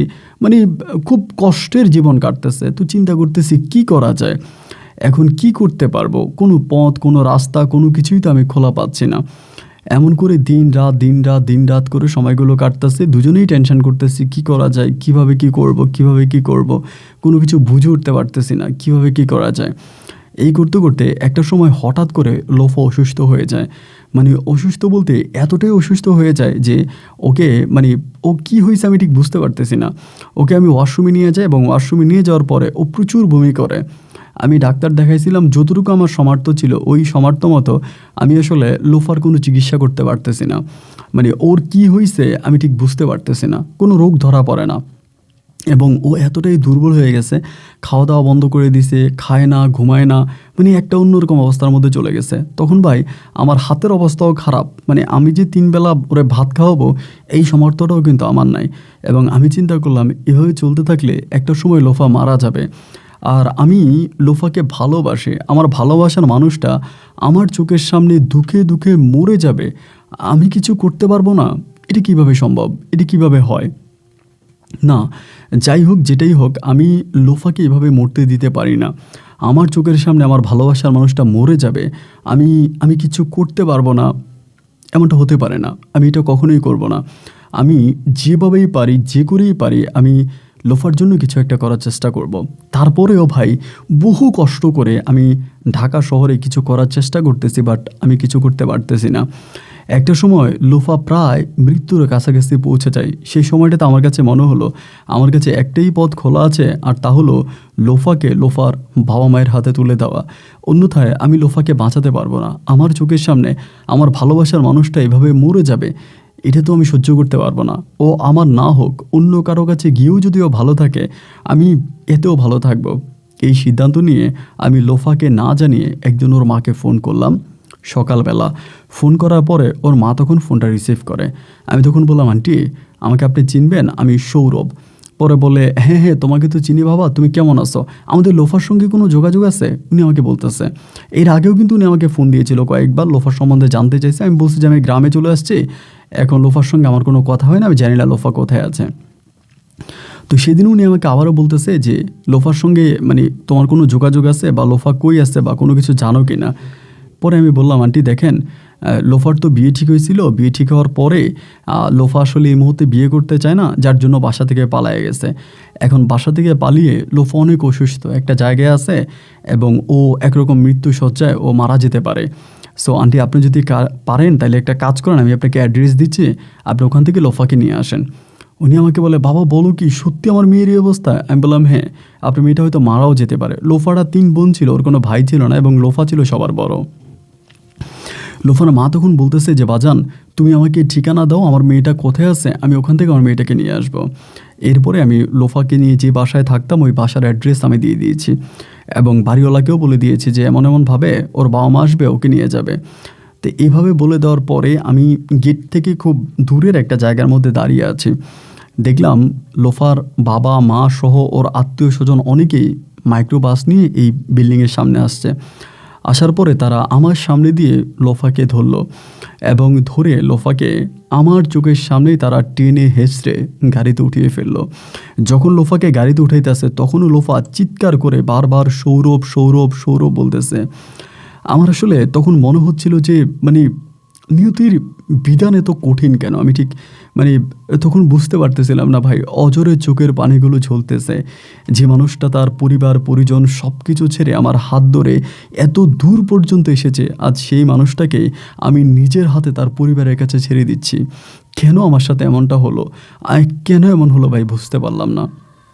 আমার ভালোবাসার মানুষটা আমার সামনেই তার ফ্যামিলির সঙ্গে চলে গেল। চলে যাওয়ার সঙ্গে সঙ্গে আমি তখন আমার মোবাইল ফোন টোন যা কিছু আছে সব কিছু বন্ধ করে দিয়েছি। আমি আর কারোর সঙ্গেই কোনো যোগাযোগ করিনি, এবং সেখান থেকে ডিরেক্টলি আমি তখন বাড়ি চলে যাই। এবং মানে বাড়ি বলতে আমাদের সিলেটে চলে যাই। যাওয়ার পরে আমার আব্বা আম্মা সবাই আমার সাথে দুর্ব্যবহার করে, খারাপ ব্যবহার করে, যে তুই এটা কীভাবে করলি, তোরে আমরা এত কষ্ট করে তোর মামার বাসায় পাঠাইলাম, এটা থেকে তুই টাকা চুরি করে পালাইলি, এবং মামার সঙ্গে খুব খারাপ ব্যবহার করা আব্বা আম্মা।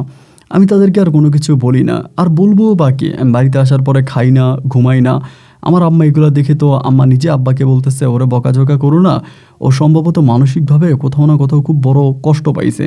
ওই খাওয়া দাওয়া করতেছে না, ঘুমাইতেছে না, দেখতেছে না ও মানসিকভাবে ভেঙে পড়তেছে, ওর সঙ্গে তুমি আর এমনটা করো না। তো আমার আব্বা আম্মাও তখন আর আমার সঙ্গে তেমন কোনো কিছু করে না। আমি এই ধরেন কোনো একটা গাছের নিচে বসছি, ওইখানে চুপচাপ বসে আছি, একদিকে তাকাইছি তো তাকায় আছি, একবেলা খাইছি তো খাইছি, মানে এমন একটা জীবন আমি তখন চলে যাই, আমার আর কোনো কিছুই ভালো লাগে না, মানে জীবনটাই তখন কেমন জানি এক দুর্বিষহ জীবন মনে হয়। এভাবে দিন আর রাতগুলো কাটতেছে, এভাবে প্রায় 3 মাসের মতো কেটে গেছে। 3 মাস পরে একদিন আমি আমাদের এলাকা থেকে অনেক দূরে বাগিচা গা বলে একটা জায়গা আছে, ওইখানে সবার সঙ্গে এমনি আপনার ঘুরতে গেছিলাম, মানে ঘুরতে গেছিলাম বলতে কি ওইখানে একটা ইয়ের মধ্যে মাছ ধরছিল, তো ওই মাছ ধরার রং চাইতে গেছিলাম, রং দেখতে গেছিলাম। তো ওইখানে যাওয়ার পরে দিনের তখন প্রায় আপনার 3টার কাছাকাছি বাজে। এই সময় হঠাৎ করে আমাদের বাড়ির এক ছেলে এসে আমাকে বলতেছে যে সৌরভ ভাই আপনাদের বাড়িতে একটা মেয়ে আসছে, আপনার আম্মা আপনার বাড়িতে যাইতে বলছে। এটা বলার পর আমি তো অবাক হয়ে গেলাম, কী ব্যাপার, আমাদের বাড়িতে কোনো মেয়ে আসছে আর আমাকে বাড়ি যাইতে বলছে, এটা কোন মেয়ে? আমাদের বাড়িতে কোনো মেয়ে আসার কথা না, আর কোন মেয়ে হঠাৎ করে আসছে? আমি ওরা জিজ্ঞেস করলাম মেয়েটা কেমন? বলে ভাই বোরকা পরে আসছে, দেখি না আপনার আম্মা আপনার বাড়ি যেতে বলছে। দেখেন, ও যখন বলছে আমি মনে মনে বলতেছি আল্লাহ এটা যেন লোফা হয়। আমি তো জানি যে লোফার সঙ্গে আমার আর কখনো কথা হবে না, বা ওটা কোনো দিনও সম্ভব না, বাট আমি মনে মনে বলতেছি আল্লাহ এটার জন্য লোফা হয়, আমার বাড়িতে জন্য লোফাই আসে, মানে এগুলো বলতেছি। এগুলো বলতে বলতে চিন্তা করতেছি যাবো কি যাবো না, যাবো কি যাবো না। এবার আস্তে আস্তে করে আমি তখন রওনা দিলাম। তখন কিন্তু আমি কোনো মোবাইল ফোন ইউজ করতাম না, মানে টোটালি ফোন বন্ধ করে দিয়েছি। এই যে লোফাকে তার বাবা মায়ের হাতে তুলে দেওয়ার পরে আমি টোটাল ফোন বন্ধ করে দিয়েছি। এমন করে আস্তে আস্তে করে আমি যখন বাড়ির কাছাকাছি আসছি, আসার পরে বাড়ির গেট দিয়ে একটু ভিতরে ঢুকে দেখি কি আমার ভালোবাসার মানুষ লোফা একটা বোরকা পরিহিত অবস্থায় মুখোশটা খোলা বসে আছে একটা চেয়ারের মধ্যে। লোফাকে দেখে আমি তখন কি করব, আমি ওকে দেখছি, ও কিন্তু আমাকে দেখে নাই। তো আমি কি সামনে যাব না পিছনে যাব না এখান থেকে দৌড় দিব, আমি কোনো কিছু বুঝতে পারতেছিলাম না। এবং একটা পর্যায়ে হঠাৎ করে আমার দিকে তাকায়, তখন চোখে চোখ পড়ে যতক্ষণ চেয়ার থেকে দাঁড়ায় যায়। দাঁড়িয়ে যাওয়ার পরে আমি ওখানে দাঁড়িয়ে আছি, তো আমিও দাঁড়ায় আছি, ও দাঁড়ায় আছে। আমার আম্মা কিছুক্ষণ আগে সম্ভবত চলে গেছে এখান থেকে, ওকে আম এটা সেটা কাইটা দিছে, এগুলো হচ্ছে ওর সামনে আছে। তো ও তখন করলো ওখান থেকে হেঁটে হেঁটে আমার কাছে আসছে, আসার পরে আমার দিকে তাকায় আছে ঢাগর ঢাগর চোখে, চোখ দুটো জলে ভিজে টুইটুম্বর হয়ে আছে, গাল বেয়ে বেয়ে চোখের পানিগুলো নিচে পড়তেছে। আমি তখন কোনো কিছু বলি না। ও আমাকে বলে কোথায় গিয়েছিলা? আমি বললাম ওখানে মাছ ধরে, বাগিচাগা মাছ ধরে সবাই মাছ দেখতে গেছে, আমিও গিয়েছিলাম। ও আমাকে বলে আমাকে বাসায় রেখে পালিয়ে গিয়েছিলা কেন? আমি বললাম দেখো এইসব তো অনেক কথা, আর তুমি আমার বাসার ঠিকানা কীভাবে পাইলা, কে তোমাকে ঠিকানা দিল? ও তখন বলে তোমার মামার কাছ থেকে ঠিকানা নিয়েছি, অনেক কষ্ট হয়েছে, উনি সহজে দিতে চাইনি, অনেক কষ্ট করে তোমার বাসার ঠিকানা আমি জোগাড় করেছি, তুমি আমার সঙ্গে এমনটা কেন করলা? আমি বললাম যে দেখো এটা তো গ্রাম, এখানে সবাই খারাপভাবে নিবে বিষয়টা, আমি তোমার সঙ্গে পরে কথা বলি, তুমি এখন ঘরে যাও। ও তখন বলে তোমার মোবাইল ফোন আছে? আমি বললাম যে না, মোবাইল ফোন নাই। পরে আমার আম্মা আসছে, আম্মা তখন রুম থেকে বেরোইছে, বেরোয় আমারে বলতেছে যে সৌরভ কে রে এটা? তো আমি বললাম যে মা আমার ফ্রেন্ড, ওই ঢাকাতে মামার বাসায় যে থাকতাম ওর সঙ্গে আমার পরিচয় হয়েছে, তা কোনো একটা কারণে মনে হয় সিলেটে আসছে, আমাদের বাসায় আমাকে দেখতে আসছে। তো মা তখন খুব আন্তরিকভাবে ওকে গ্রহণ করলো।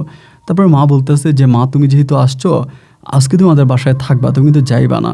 আর ও বলতেছে হ্যাঁ আন্টি আমি আজকে থাকবো, মানে আম্মাও বলতেছে থাকার কথা, ও বলতেছে থাকবে। আমি তখন বুঝতে পারতেছিলাম না যে আমার সঙ্গে কি হইতেছিল। আমি তখন আমার মতো করে চুপচাপ মানে বসে আছি। আম্মা বলে একটা মুরগি নিয়ে আয়, আর তুমি এটাকে ভালো মন্দ খাওয়াইতে হবে। বাজার থেকে মুরগি নিয়ে আসছি, আনার পরে ওর আম্মা রান্না বান্না করলো, রাত 10টার দিকে আমরা তখন খাবার খাইলাম। আমি, আমার বাবা, মা, আর আমার তখন একদম বড় যে বোনটা আছে, ওই বোনটা তখন আমাদের বাড়িতে আসছিল, বোনটাও ছিল। তাই খাওয়া দাওয়া করতেছি, খাওয়া দাওয়া করার পরে আমার বড় বোন আমারে বলতেছে যে তোর সঙ্গে কি কোনো লাইন আছে? মেয়েটা তো দেখতে শুনতে অনেকটা সুন্দর, যদি তোর সঙ্গে লাইন থাকে তাহলে তোরে বিয়ে করাই দিব। আমার বোন আমারে বলতেছে, আমি ওর বোনকে কোনো কিছু বলতেছি না, মানে কোনো কিছু বলি না।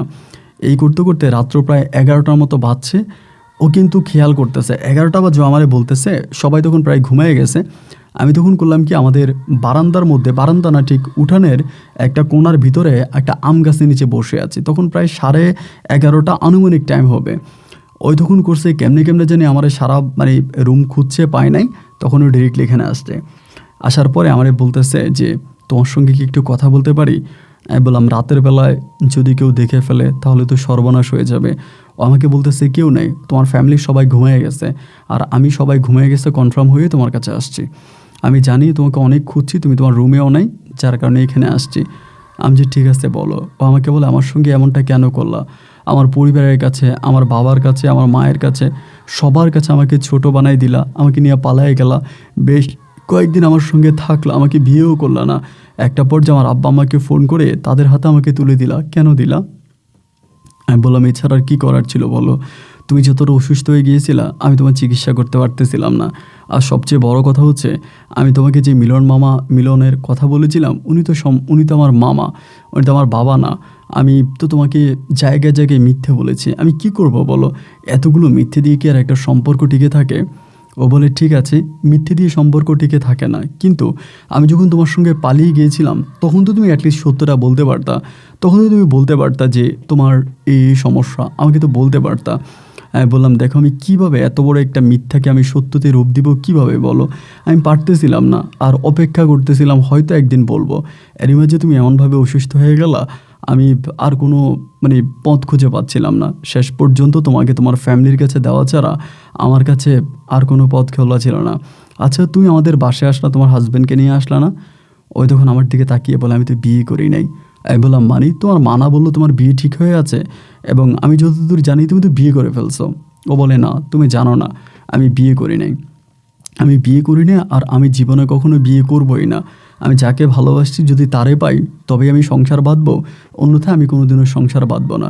আমি বললাম এগুলো তুমি কি বলতেছো লোফা? জীবনটা জীবনটা কোনো সিনেমা নয়, জীবনটা কোনো নাটক নয়, জীবনের বাস্তবতা বড় কঠিন। আমি মেনে নিয়েছি, তুমি কেন পারতেছো না? ও বলে কারণ আমি তোমাকে তোমার মতো করে ভালোবাসি নাই, এই জন্য তুমি পারলেও আমি পারতেছি না। আমি বললাম তার মানে তুমি এখন কি বলতে চাচ্ছ? ও বলে বলতে চাচ্ছি একটাই, আমি এ বাসা থেকে আর যাব না। আমি বললাম লোফা এমন পাগলামি তুমি করো না, তুমি ভালো করেই জানো তোমার আব্বা আম্মা কতটা ডেয়ারিং, তারা কি না করতে পারে। ও বলে আমার আব্বা আম্মা কী করবে এটা আমি পরে দেখব, আমি তোমার বাসা ছেড়ে যাব না, আমি তোমাকেই বিয়ে করব। আমি এখনই তোমার আম্মাকে আব্বাকে জাগাবো, তাদের সবাইকে বলবো তোমার সঙ্গে আমার প্রেম আছে, ভালোবাসা আছে, তারা যেন কালকে সকালে আমার সঙ্গে তোমার বিয়ে পড়াই দেয়। আমি বললাম না লোফা খবরদার, এমন কিছু করো না, এমন কিছু করলে কিন্তু খুব খারাপ হয়ে যাবে। ও আমাকে বলে আমি খারাপের কিচ্ছু জানি না, তুমি তুমি আমি এটা বলবোই, এটা বলবো। তখন দৌড় দিছে ঘরের দিকে। ভাই আমি তখন আল্লাহ আল্লাহ করতেছি, আল্লাহ দৌড় দিয়ে জানি কোন ঝামেলা লাগায়। দৌড় দিয়ে ঘরে গেছে, ঘরে যাওয়ার পরে আমার আব্বা আম্মাকে ডাকাডাকি শুরু করছে। আমার বড় বোন উঠছে, উঠা বলতেছে কী হয়েছে বোন? পরে বলতেছে আপু আপনার সঙ্গে আমার কথা আছে। এটা বলে আমার বোনকে বলতেছে। আমি তখন আমার বোনের সামনে ভয়ে যাই না, আমি দাঁড়ায় আছি গাছের নিচে। বলার পরে আমার বোন তখন আমাকে ডাক দিছে। ডাক দেওয়ার পরে আমি তখন আমার বোনের সামনে গেছি। পরে বোন আমাকে জিজ্ঞেস করে যে সৌরভ, লোফা যেটা বলতেছে এটা কি সত্য? আমি বললাম হ্যাঁ আপু এটা সত্য, তবে লোফার বাবা অনেক ডিয়ারিং, এবং আমি ওকে বিয়ে করলে ওর বাবা ওর অনেক ক্ষতি করবে, ওর বাবা ভালো মানুষ না। তখনই লোফা আমার বোন আমাকে বলতেছে তুই কি পাগল হয়েছিস? মেয়েটা প্রাপ্তবয়স্ক, সে তোর কাছে চলে আসছে সেই ঢাকা দিকে সিলেটে, আমি তো দেখেই বুঝছিলাম এখানে কিছু না কিছু একটা আছে, আর এখন তুই ওকে বিয়ে করবি না কেন? আগে ওকে বিয়ে কর, পরেরটা পরে আমি দেখব। আমি বললাম আপু ওকে বিয়ে করলে তোমরা সামাল দিতে পারবা না। লোফা তখন বলতেছে আমার আব্বা আম্মু কিচ্ছু করবে না, আমি আছি, আমি আমার আব্বা আম্মুর সঙ্গে ফাইট করব। আমার আব্বা আম্মা হচ্ছে সৌরভের কিচ্ছু করতে পারবে না। এগুলো বলে আমার বোন তখন করলো কি বিষয়টা আমার মাকে জানাইছে। আমার মাকে রাতের মধ্যে জানাইছে, জানানোর পরে সকালবেলা আমার মা তখন আমাকে আর লোফাকে আর আমার বোনকে নিয়ে আমার নানু বাড়িতে চলে গেছে। আসলে লোফা দেখার মতো একটা মেয়ে ছিল, আমার আব্বা আম্মু যারাই তারা দেখছে সবাই তারা পছন্দ করছে।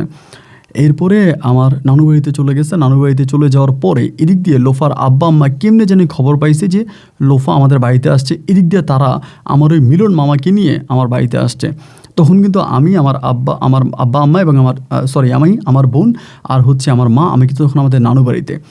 এদিক দিয়ে হয়েছে কি আমার বাড়ি থেকে খবর আসছে যে এই লোফার আব্বা আম্মা আসছে এবং তারা খুব ঝামেলা করতেছে, সঙ্গে মিলন মামা সহ আছে।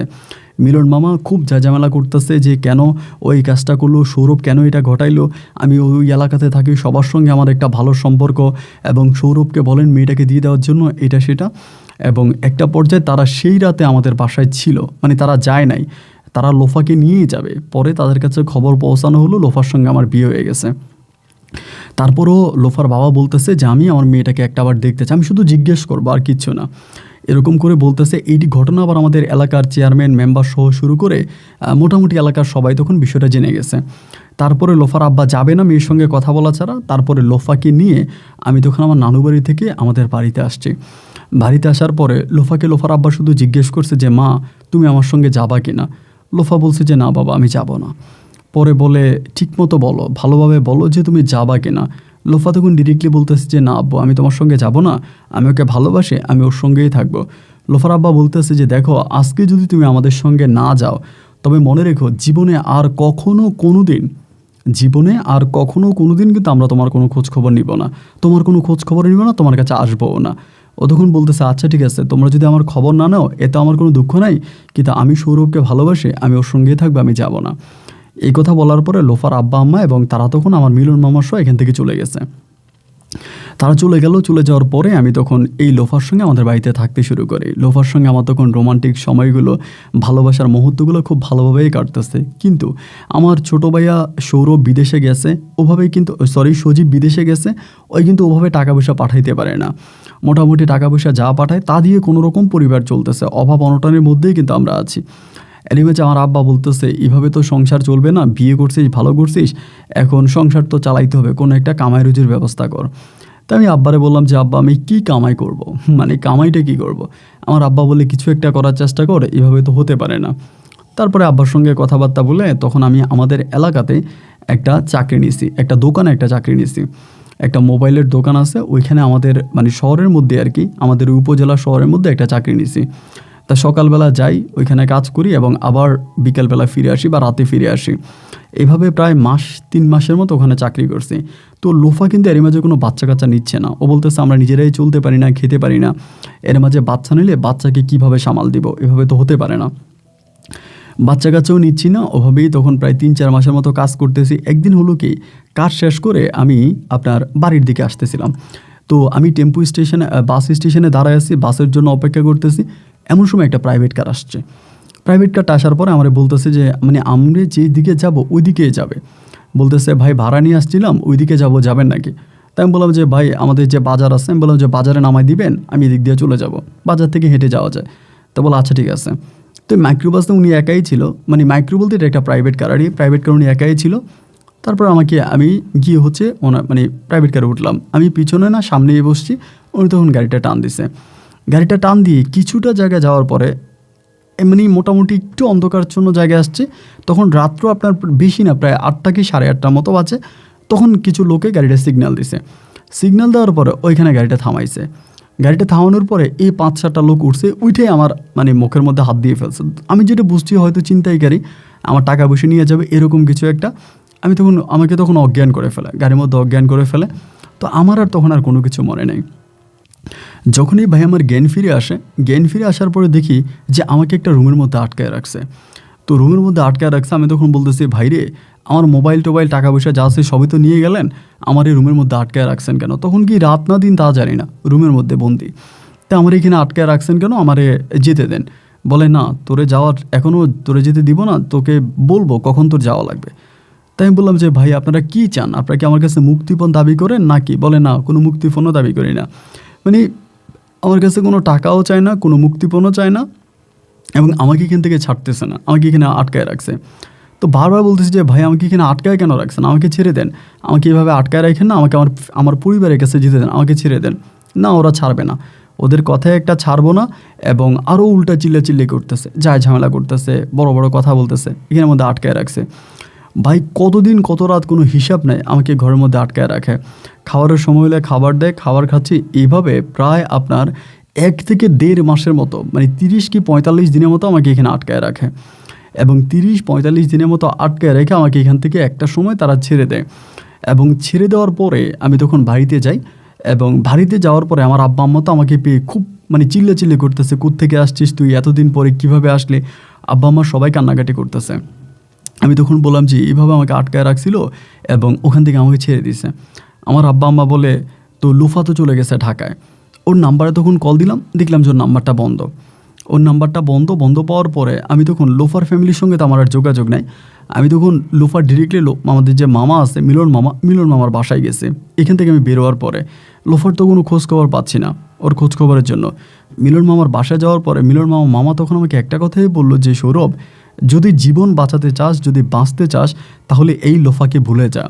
আর তোরে মামা স্পষ্ট করে একটা কথা বলি, তোরে যে 1.5 মাস আটকায় রাখছিল, এটা কোনো সন্ত্রাসী না, এরা কোনো না, এটা হচ্ছে লোফার বাবার লোকেরা। লোফার বাবার লোকেরাই তোকে 1.5 মাস আটকায় রাখছে এবং তোর জীবনের বিনিময় লোফা বিয়ে বসে গেছে। তোর জীবনের বিনিময় লোফা অন্য জায়গায় বিয়ে বসে গেছে।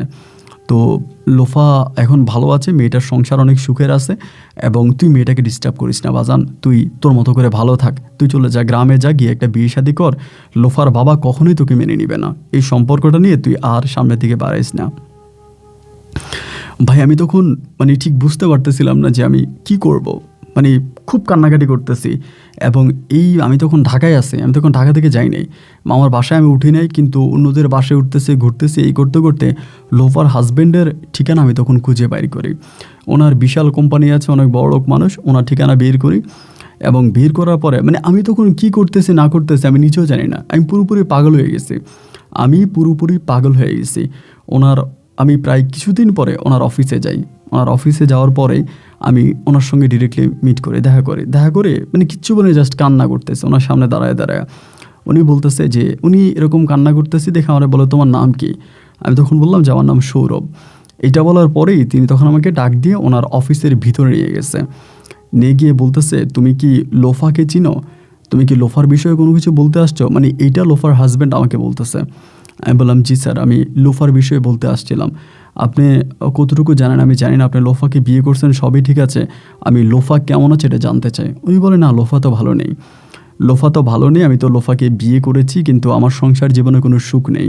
আমি পরে জানতে পারছি লোফার বাবা তোমাকে আটকায় রাখে এবং তারপরে লোফাকে বিয়েতে রাজি হতে বাধ্য করে এবং এরপর লোফার সঙ্গে আমার বিয়ে হয়।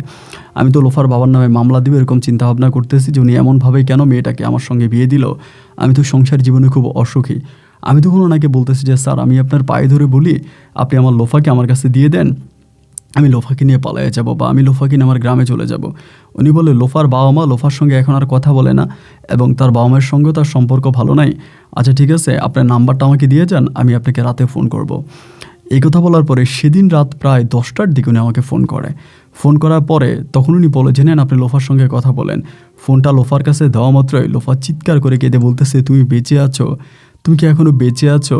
আমি বললাম, বউরে আমি তো বেঁচে আছি, কিন্তু তোমার সঙ্গে আমার কোনো তালাক হয়নি, কোনো ডিভোর্স হয়নি, কিন্তু তোমার বাবা তোমাকে অন্যত্রে বিয়ে দিয়ে দিয়েছে। ও বলে, আমি তোমার জীবন বাঁচানোর জন্য বিয়ে বসছি। আমার আব্বা তোমাকে আমাকে দেখাইছে, তোমাকে মেরে ফেলতো যদি আমি বিয়েতে রাজি না হইতাম। আমার হাজব্যান্ড অনেক ভালো, আমি আমার হাজব্যান্ডকে সব কিছু বলছি, উনি সব কিছু জানে, উনি আমাকে তোমার কাছে যাওয়ার জন্য অনুমতি দিয়েছে। তুমি কোথায় আসছো বলো, আমি তোমার কাছে যাব। আমি বললাম, লোফা এরপরও তুমি আমার কাছে আসবা? ও বলে, হ্যাঁ আমি তোমাকে ভালোবাসি, আমি তোমার কাছে যাব। আর আমার বাবা মা কোনো বাধা দিবে না। আমি আমার আব্বা আম্মার নামে খুব ঝামেলা করছি, আমার আব্বার নামে আমি মামলা দিছি, আমি তোমার সঙ্গে যাব, তুমি প্লিজ আমাকে তোমার কাছে নিয়ে যাও। আমি বললাম, লোফা তাহলে আমি অমুক জায়গায় আসি, তুমি কালকে আসবা? বলে, হ্যাঁ আমি কালকে আসবো। রাতের মধ্যে তখন আমার ভিতরে কী অনুভূতি হচ্ছে আমি আপনাকে এটা বলে বোঝাতে পারবো না। সকালবেলা আমার ভালোবাসার মানুষটা আমার কাছে আসবে এবং ঠিক এই লোফার হাজব্যান্ড লোফাকে আমার কাছে দিয়ে গেছে। মানে এইরকম মানুষ আমার জীবনে মনে হয় আমি আর কখনোই দেখিনি, যে কিনা নিজের বউকে আমার হাতে তুলে দিয়ে গেল। এবং লোফাকে নিয়ে আমি তখন আমার গ্রামের বাড়ি সিলেটের উদ্দেশ্যে রওনা দিলাম। জানি না আমার ভবিষ্যৎ কী হবে, জানি না আমি এরপরে কোথায় যাব, এরপরের স্টেপটা আমার কি হতে পারে। এই বলে লোফাকে নিয়ে আমি আবারও গ্রামে গেলাম। আমার আব্বা আম্মা তো অবাক হয়ে বলতেছে, বাজান এটা তুই কেন করতেছিস, দুনিয়াতে কি মেয়ের অভাব? কিন্তু এরপরে লোফার আব্বা আম্মা লোফার সঙ্গে আর কোনো যোগাযোগ করেনি, তার সঙ্গে আর কোনো কথা বলেনি। এরপর লোফাকে নিয়ে আমি আমার গ্রামের বাড়িতে বেশ সুখে শান্তিতেই জীবন কাটাচ্ছিলাম। লোফা একটা সময় আমাকে বলল, তুমি এখন কি করবা, কিভাবে চলবা? আমি বললাম, কি করব কিভাবে চলবো তা তো বুঝতেছি না। ও বলে, আমার হাজব্যান্ড আমাকে যে গয়নাগাটিগুলো দিয়েছিল, আমার শরীরে অনেক গয়না আছে, আসলে কিন্তু ওর শরীরে অনেক গয়না ছিল। ও বলে, এই গয়নাগুলো বিক্রি করে তুমি দেখো কোনো কিছু করতে পারো কিনা। আমি বললাম যে গয়না বিক্রি করে আমি কি করব? তারপর ওর গয়নাগুলো আমি বিক্রি করি। তখন আমাদের হাতে একেবারেই শূন্য, আমার কাছে টাকা নাই। গয়নাগুলো বিক্রি করার পরে ও তখন আমাকে বলতেছে যে তুমি একটা কাজ করো, তুমি বিদেশে চলে যাও, আমাকে বলে। আমি বললাম, লোফা এটা তুমি কি বলতেছো, আমি বিদেশ চলে যাব? ও বলে, দেখো আমি তোমাকে নিয়ে ভয় পাই, আমার আব্বা চুপ করে আছে, আমি জানি না তার প্ল্যানিং কি, এমন হতে পারে সে তোমাকে আবারও তুলে নিবে। সে তোমাকে আবারও কিডন্যাপ করবে এবং সে তোমাকে আবারও মারবে, তোমার ক্ষতি করবে। সো তুমি একটা কাজ করো, তুমি বিদেশে চলে যাও। তুমি বিদেশ চলে গেলে আমি তোমার আব্বা আম্মার সঙ্গে থাকবো। আমি তখন বললাম, লোফা এগুলো তুমি কী বলতেছো? এই করতে করতে তখন বলে, দেখো এই বাংলাদেশে তোমাকে নিয়ে বেঁচে থাকা আমার বড় কঠিন, আমি তোমাকে নিয়ে বেঁচে থাকতে পারবো না। আমার আব্বা আম্মা তোমার ক্ষতি করে ফেলবে। তুমি আমার কথাটা শোনো, গয়নাগুলো বিক্রি করে যে টাকা হয়েছে আমি আরও কিছু টাকা আমার কাছে আছে, আমি তোমাকে দিচ্ছি, তুমি বিদেশ যাওয়ার ব্যবস্থা করো। আমি রাজি হই না, তারপরও লোফা আমাকে বাধ্য করায় বিদেশে লাইন করার জন্য। এরপর আমি আমার কাগজপত্র ডকুমেন্ট জমা দিই, মানে পাসপোর্ট করি, এবং পাসপোর্ট করার পরে ও তখন আমাকে বিদেশ পাঠিয়ে দিবে, কিন্তু ওর আব্বা আম্মার সঙ্গে ওর কোনো যোগাযোগ নেই। এরপর আমি মালয়েশিয়ার একটা ভিসা পাই। ভিসা পাওয়ার পরে আমি চলে যাব। এমন সময় আমাকে বলতেছে যে, মানে আমার সব কিছু ঠিক হয়ে গেছে। একদিন রাতের বেলায় ও আমাকে আমাদের যে পারিবারিক কবরস্থান, ওই কবরস্থানে নিয়ে গেছে। ওই বেশিরভাগ সময় ওই কবরস্থানে গিয়ে বসে থাকতো, মানে আমি যখন বিদেশে যাচ্ছিলাম তখন। তা আমি ওরে বলতাম যে, তুমি এরকম কবরস্থানে বসে থাকো কেন? ও আমাকে বলে, পৃথিবীর যে জীবনটা, এটা একেবারে ঠুমকো ছোট্ট একটা জীবন, কিন্তু কবরের জীবনটা বিশাল বড়, কবরের জীবনটা অনেক বড়। আমি আমার কবরের জীবনে, মানে আমার পরকালে তোমার সঙ্গে থাকতে চাই। তো আমি যদি মরে যাই তাহলে আমার কবরটা এখানে দিও, তোমার পাশে আমাকে রাখো। আমরা কবরে পাশাপাশি থাকবো, সারা জীবন আমরা একসঙ্গে থাকবো। তুমি যদি আমার আগে চলে যাও আমি তোমার কবরের পাশে থাকবো, আর আমি যদি আগে চলে যাই তুমি আমার কবরের পাশে থাইকো। এই কথাগুলো না আমাকে বলতো, এবং এগুলো বলে ও কান্না করতো। আমি বললাম, তুমি এরকমটা করো না জান, সব কিছু ঠিক হয়ে যাবে, তুমি এরকমটা করো না। তুমি এরকম কান্নাকাটি করলে কি আমি বিদেশে গিয়ে থাকতে পারবো বলো? তুমি এরকম কান্নাকাটি করলে তো আমি থাকতে পারবো না। ও আমাকে বলে, না আমি কান্নাকাটি করতেছি না, আমি শুধু তোমাকে বলতেছি যে তুমি আমার কাছে ফিরে আইসো, খুব তাড়াতাড়ি আইসো। যাই হোক, সব কিছু ঠিকঠাক হলো, আমার ভিসার টিকিট সব হয়ে গেল। আমি তখন মালয়েশিয়ার উদ্দেশ্যে রওনা দিলাম, এবং মালয়েশিয়াতে যাওয়ার পরে আমি তখন একটা কারখানাতে চাকরি পাই। একটা কারখানাতে চাকরি করি, এবং কারখানাতে চাকরি যে করি আমার ওখানে মানে বেতন খুবই কম ছিল, খুব কম টাকা বেতন। এত কম টাকা বেতন যে আমি এই কম টাকা বেতন দিয়ে আসলে তেমন কিছু করতে পারি না। এখানে আপনাকে আরেকটা কথা আমি বলতে ভুলে গেছিলাম, আমি কিন্তু গ্রামে থাকতে মাঝে মাঝে ইলেকট্রিকের কাজ করতাম। আমি কিন্তু ইলেকট্রিশিয়ান, ভালো ইলেকট্রিকের কাজ আমি করতে পারি, মানে খুব ভালো ইলেকট্রিকের কাজ আমি করতে পারি। আমি ইলেকট্রিশিয়ান, ভালো ইলেকট্রিশিয়ান। তো আমি ভেবেছিলাম মালয়েশিয়াতে গেলে হয়তো আমি ইলেকট্রিকের কোনো কাজ পাবো, ওই কাজটা করব। কিন্তু যাওয়ার পর দেখলাম যে না, আমাকে যে কাজ দেওয়া হয়েছে এটা খুব কঠিন একটা কাজ। তাই আমি এরপরও মাঝে মাঝে টুকিটাকি ইলেকট্রিশিয়ানের কাজ করতাম, এখানে সেখানে বিভিন্ন জায়গায় ইলেকট্রিশিয়ানের কাজ করতাম। যেখানে ইলেকট্রিকের কাজ পাইতাম ওখানে ইলেকট্রিকের কাজ করতাম, এবং তার পাশাপাশি আমি তখন কোম্পানিতে কাজ করতাম। এভাবে প্রায় বেশি দিন না, 1.5 বছরের মতো আমি মালয়েশিয়াতে থাকি। 1.5 বছর পরে একদিন রবিবারে আমি একটা ভালো কাজ পাইছিলাম, একটা বিল্ডিংয়ের ইলেকট্রিশিয়ানের কাজ পাইছিলাম। তা আমি যেই রুমের মধ্যে থাকতাম, ওই রুমের মধ্যে যারা আছে তারা সবাই আমাকে চিনে জানে, বা সবার সঙ্গে আমার ভালো সম্পর্ক। আমরা রুমে 4 জন ছিলাম, 4 জন 4 জায়গায় চাকরি করতাম। তা আমি তখন করলাম কি, সকালবেলা কাজে রওনা দিছি। আমাদের এখানে কিন্তু কোনো ছুটি নেই, সাপ্তাহিক কোনো ছুটি নেই। রবিবারে কাজে রওনা দিছি, রওনা দেওয়ার পরে ওই লোকটা তখন আমাকে ফোন দিছে। উনি আমাকে ফোন করছে, ফোন করে বলতেছে যে আমি আসবো কিনা। তাই আমি বলছি যে আচ্ছা ভাই ঠিক আছে আমি আসবো। ওই সময় কিন্তু আপনার এই লোক কিনতে পাওয়া যায়, মানে অনেকেই হয় না লেবার টাইপের। তখন আমি চিন্তা করছি যে কোনো একটা লেবারে আমি কাজটা বুঝিয়ে দিয়া আমি ওইদিকে চলে যাব, বা ওই যে ইলেকট্রিশিয়ানের কাজ করব ওইখানে চলে যাব। এই চিন্তা করে তখন আমি একটা লেবারকে ঠিক করলাম। ঠিক করলাম যে এই কাজ, মানে আমার লাইনের কাজটা তো লেবারের কাজও করতে পারবে।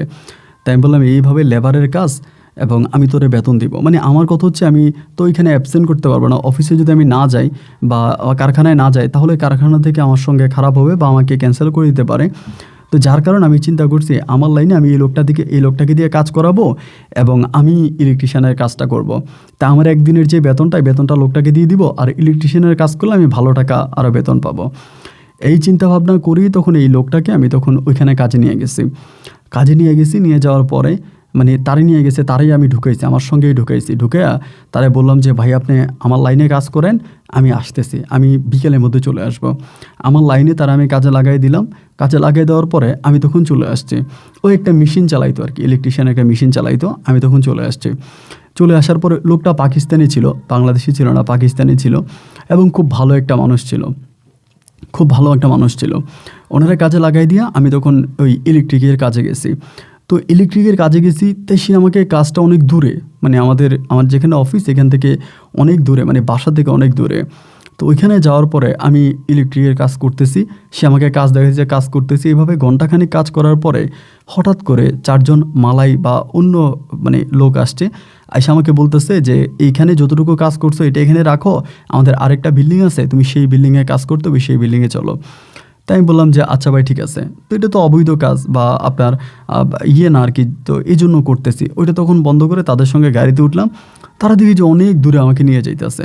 তো অনেক দূরে নিতেছে দেখা মানে কুয়ালালামপুরের বাইরে আমাকে নিয়ে যাচ্ছে।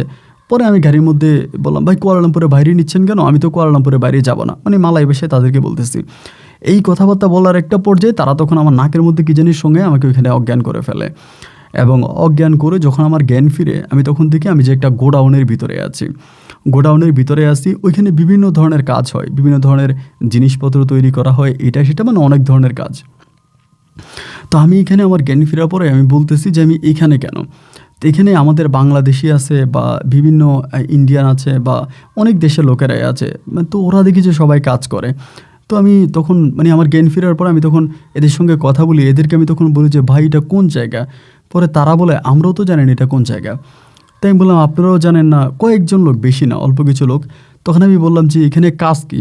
তো এখানে গেটের মধ্যে একটা লোক দাঁড়ায় আছে, ও সম্ভবত আফ্রিকান বা এরকম হবে। আমি তখন মালাই ভাষায় বললাম এটা কোন জায়গা, আমার এখানে কেন আনছে? বলো তোরা কাজের জন্য আসছে, তুই কাজ কর। তাই আমি বললাম আমি কাজ করব, তো আমি তো এখানে কারখানায় কাজ করি, এটা সেটা। আমার কাছ থেকে মোবাইল টোবাইল সব কিছু নিয়ে গেছে। তো আমি ওখানে তখন কাজ করতে শুরু করি। তা একটা সময় আমি বুঝতে পারলাম এইটা, যে তারা বিভিন্ন জায়গা থেকে এরকমভাবে শ্রমিকদেরকে মানে এরকম কিডন্যাপ করে নিয়ে আসে এবং কিডন্যাপ করে এনে বিনা বেতনে, মানে বেতন ছাড়া এইরকম জায়গার মধ্যে জিম্মি করে তাদেরকে কাজ করায়। মানে তাদেরকে দিনরাত মিলে পাহারা দেয়, কাজ করায়, কিন্তু কোনো বেতন দেয় না। এবং এই কাজগুলো আমি আপনাকে নিরাপত্তার জন্যই বলতেছি না যে কী ধরনের কাজ, মানে এক কথায় বলতে গেলে আপনার খারাপ কাজ, মানে খুবই খারাপ কাজ, এর থেকেও বেশি খারাপ কাজ আর হতে পারে না। এবং যে কাজগুলো কোটি টাকা দিলেও কোনো মানুষ করবে না, এই কাজগুলো আমাদেরকে মানে বাধ্যতামূলক ওরা আমাদেরকে করায়। তো এইভাবে কাজ করে এইভাবে কাজ করতেছি, দিন যাইতেছে, রাত যাইতেছে, কবে মানে সূর্য উঠে কখন সূর্য ডুবে তাও জানি না। কাজ করতেছে, খাবার দিতেছে, খাইতেছি, কোনো পরিবার পরিজনের সঙ্গেও কোনো যোগাযোগ নাই, কারোর সঙ্গে কোনো যোগাযোগ করতে পারি না, কারোর সঙ্গে কোনো কথা বলতে পারি না। অসুস্থ হইলে ওরা ডাক্তার নিয়ে আসে এবং ডাক্তারে নিয়ে এখানেই চিকিৎসা করায়। ওই ডাক্তারের সঙ্গে তখন চিকিৎসা হয়, আবার এখান থেকে ধরেন আপনার পাঠিয়ে দেয়, আবার মানে সব কিছু এটার ভিতরে, মানে এটার বাইরে যাওয়ার কোনো সুযোগ নেই। এভাবে কতদিন কেটে যায় তার কোনো হিসাব নাই। শুধু আল্লাহর কাছে বলে, আল্লাহ এখান থেকে বেরোবো কবে? আল্লাহ এখান থেকে বের কবে হবো? আল্লাহ তুমি কবে এখান থেকে বের করবা? আল্লাহ আর কত কষ্ট সহ্য করতে হবে? শুধু আল্লাহর কাছে কাঁদতাম যে আল্লাহ আর কত, আল্লাহ আর কত, আর কত, খোদা আর কত।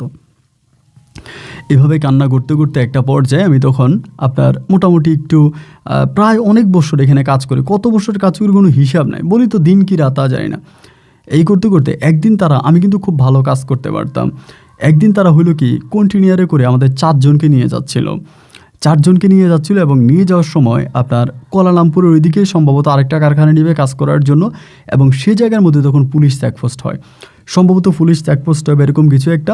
আমরা তো কন্টেনারের ভিতরে, আমাদেরকে বাইন্দা ওই কন্টেনারের ভিতরে রাখতো, মানে বেরোতে পারতাম না, ওইখানে নড়াচড়াও করতে পারতাম না।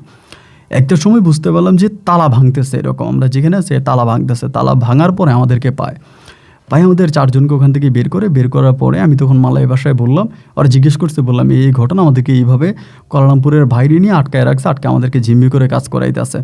তো তখন আমার হাতের বাঁধন খুলে তখন আমি জানতে পারি যে আমি 4 বছর যাবৎ ওদের এখানে বন্দি, 4 বছর। তো আমার পরিবারের সঙ্গে তখন কোনো যোগাযোগ নেই, তাদের কোনো কন্ট্রাক্ট নাম্বারও নেই, আমার মোবাইল টোবাইল সব কিছু নিয়ে গেছে। তো ওই মালাই পুলিশ অনেক ভালো ছিল, ওরা বুঝতে পারছে যে আমাদেরকে এইভাবে আটকায় রাখছে, আমাদের কাছ থেকে ঠিকানা জানার চেষ্টা করছে কোন জায়গায়। আমি তাদেরকে কোনো কিছু বলতে পারিনি। এবং সেখান থেকে একটা পর্যায়ে তারা খুব দ্রুতই আমাদেরকে বাংলাদেশে পাঠানোর ব্যবস্থা করে। আমাদের কোনো পাসপোর্ট কোনো কিছুই ছিল না। তারপরে তারা আপনার এম্বাসির সঙ্গে কথাবার্তা বলে আপনার পেপারস দিয়ে, আউটপাস দিয়ে আমাদেরকে কোনো রকমের দেশে পাঠিয়ে দেয়। দেশে পাঠানোর পরে খুব একদম শূন্য হাতেই দেশে আসি। দেশে আসার পর আমি এয়ারপোর্টে নামি, আমার ফ্যামিলির কারো নাম্বার আমার মুখস্থ ছিল না, এবং যদিও ছিল আমি সব ভুলে গেছি, মানে কোনো কিছু মনে নেই। ঢাকা এয়ারপোর্টে নামি, ওইখান থেকে আমি আমার গ্রামের বাড়িতে যাই। তখন প্রায় আপনার আসরের কিছুক্ষণ পরে আমি বাড়িতে যাই, মানে বাড়িতে গিয়ে দাঁড়াই। এবং বাড়িতে গিয়ে দাঁড়ানোর পরে সবাই তখন আমার দিকে অবাক নজরে তাকায় আছে। মানে কেউ বিশ্বাস করতে পারতেছে না যে আমি বাড়িতে আসছি। আমার আব্বা আম্মা সবাই তাকায় আছে। আমার বলতেছে, তুই কে? মানে আপনি কে? আমি বললো যে আমি সৌরভ, আমি মালয়েশিয়া থেকে আসছি, তোমরা কি আমারে চিনো না? আমার আব্বাও তাকায় আছে, আমার আম্মাও তাকায় আছে। এবং এক পর্যায়ে আমার আম্মা আমাকে জড়াই ধরে চিৎকার করে কান্না করে দিছে। কান্না করে বলতেছে, বাবারে তোর লাশ তো দেশে আসছে আরও প্রায় 3-4 বছর আগে। তোর লাশ তো দেশে আসছে, তুই নাকি মারা গেলি, তুই নাকি আগুনে পুড়ে মারা গেছিস, মেশিন চালানোর সময় তোর নাকি মুখ পুড়ে গেছে, শরীর পুড়ে গেছে, আমরা তো তোর লাশ পাইছি না, আমরা তো তোর লাশ দাফনও করছি, তা তুই কোত্থেকে আসলি? আমি বললাম, কী বলো আমার লাশ আসছে, এটা কি বলো? আমার বউ কোথায়? মা বলে, তোর বউ কবরস্থানে। যে কবরস্থানে? বলে, হ্যাঁ কবরস্থানে।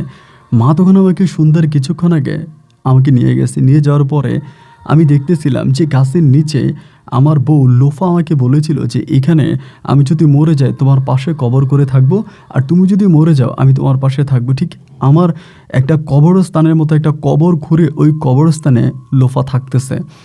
মানে আমি তখন, ও তখন আমাকে দেখে মানে মানে মানে জাস্ট আমার দিকে তাকায়, ওই জায়গার মধ্যে জ্ঞান হারিয়ে ফেলে। মানে এত খুশিতে আত্মহারা নাকি আমি জানি না, ও জায়গার মধ্যে জ্ঞান হারিয়ে ফেলে। এটা একটা কবরস্থানের মতো ছিল, মানে কবরস্থান বলতে একটা কবরের মতো ছিল, ওই ঘরেও থাকতো। আমি ওইখান থেকে ওকে ধরে বহু কষ্ট করে উঠাই, ওর চোখে মুখে পানি দিয়ে ও চিৎকার করে কান্না করতেছে। ওর কান্নায় মনে হয় যেন কবরের মাটিটা পর্যন্ত কাঁপতেছে। ও বিশ্বাস করতে পারতেছে না যে আমি ফিরে আসছি।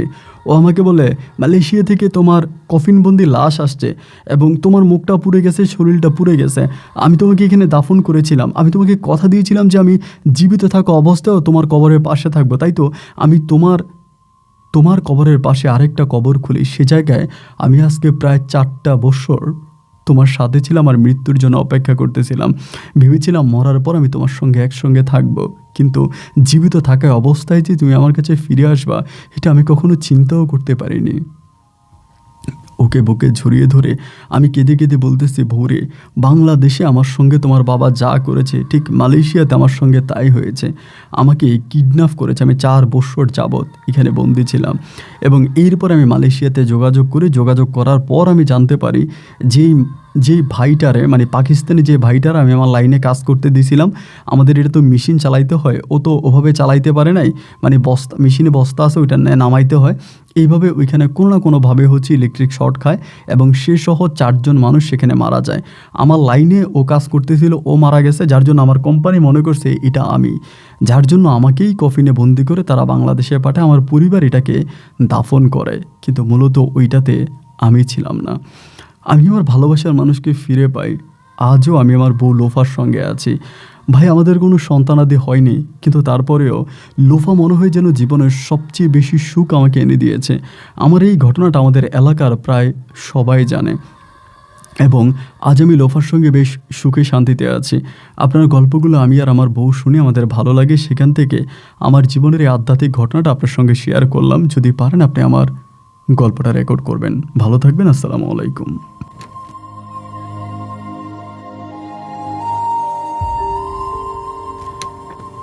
প্রিয় বন্ধুরা, সবাইকে অনেক বেশি ধন্যবাদ এই পর্যন্ত আমার সঙ্গে থেকে সিলেটের ভাই মোহাম্মদ সৌরভ হোসেনের জীবনের এই অন্যরকম বাস্তব গল্পটা শোনার জন্য। হায়রে ভালোবাসা! আমি আসলে একটা জিনিস বিশ্বাস করি, মানুষ যদি মন থেকে কাউকে চায়, আল্লাহ যে কোনোভাবেই হোক তাকে আপনার জীবনে এনে দিবে। মানে যদি আপনার চাওয়াটা একেবারে সাচ্চা দিলওয়ালা হয়ে থাকে, একদম সাচ্চা দিলে যদি আপনি চেয়ে থাকেন, আপনি আপনার প্রিয় মানুষটাকে পাবেন। দেখেন, যেখানে সবাই বলে যে মারা গেছে আর ফিরে আসবে না, দাফন হয়ে গেছে, কবর হয়ে গেছে, জানাজা হয়ে গেছে, সব কিছু হয়ে গেল, কিন্তু তারপরেও এই সৌরভ আবারও পৃথিবীতে ফিরে আসলো তার প্রিয় ভালোবাসার মানুষ লোফা আক্তারের কারণে।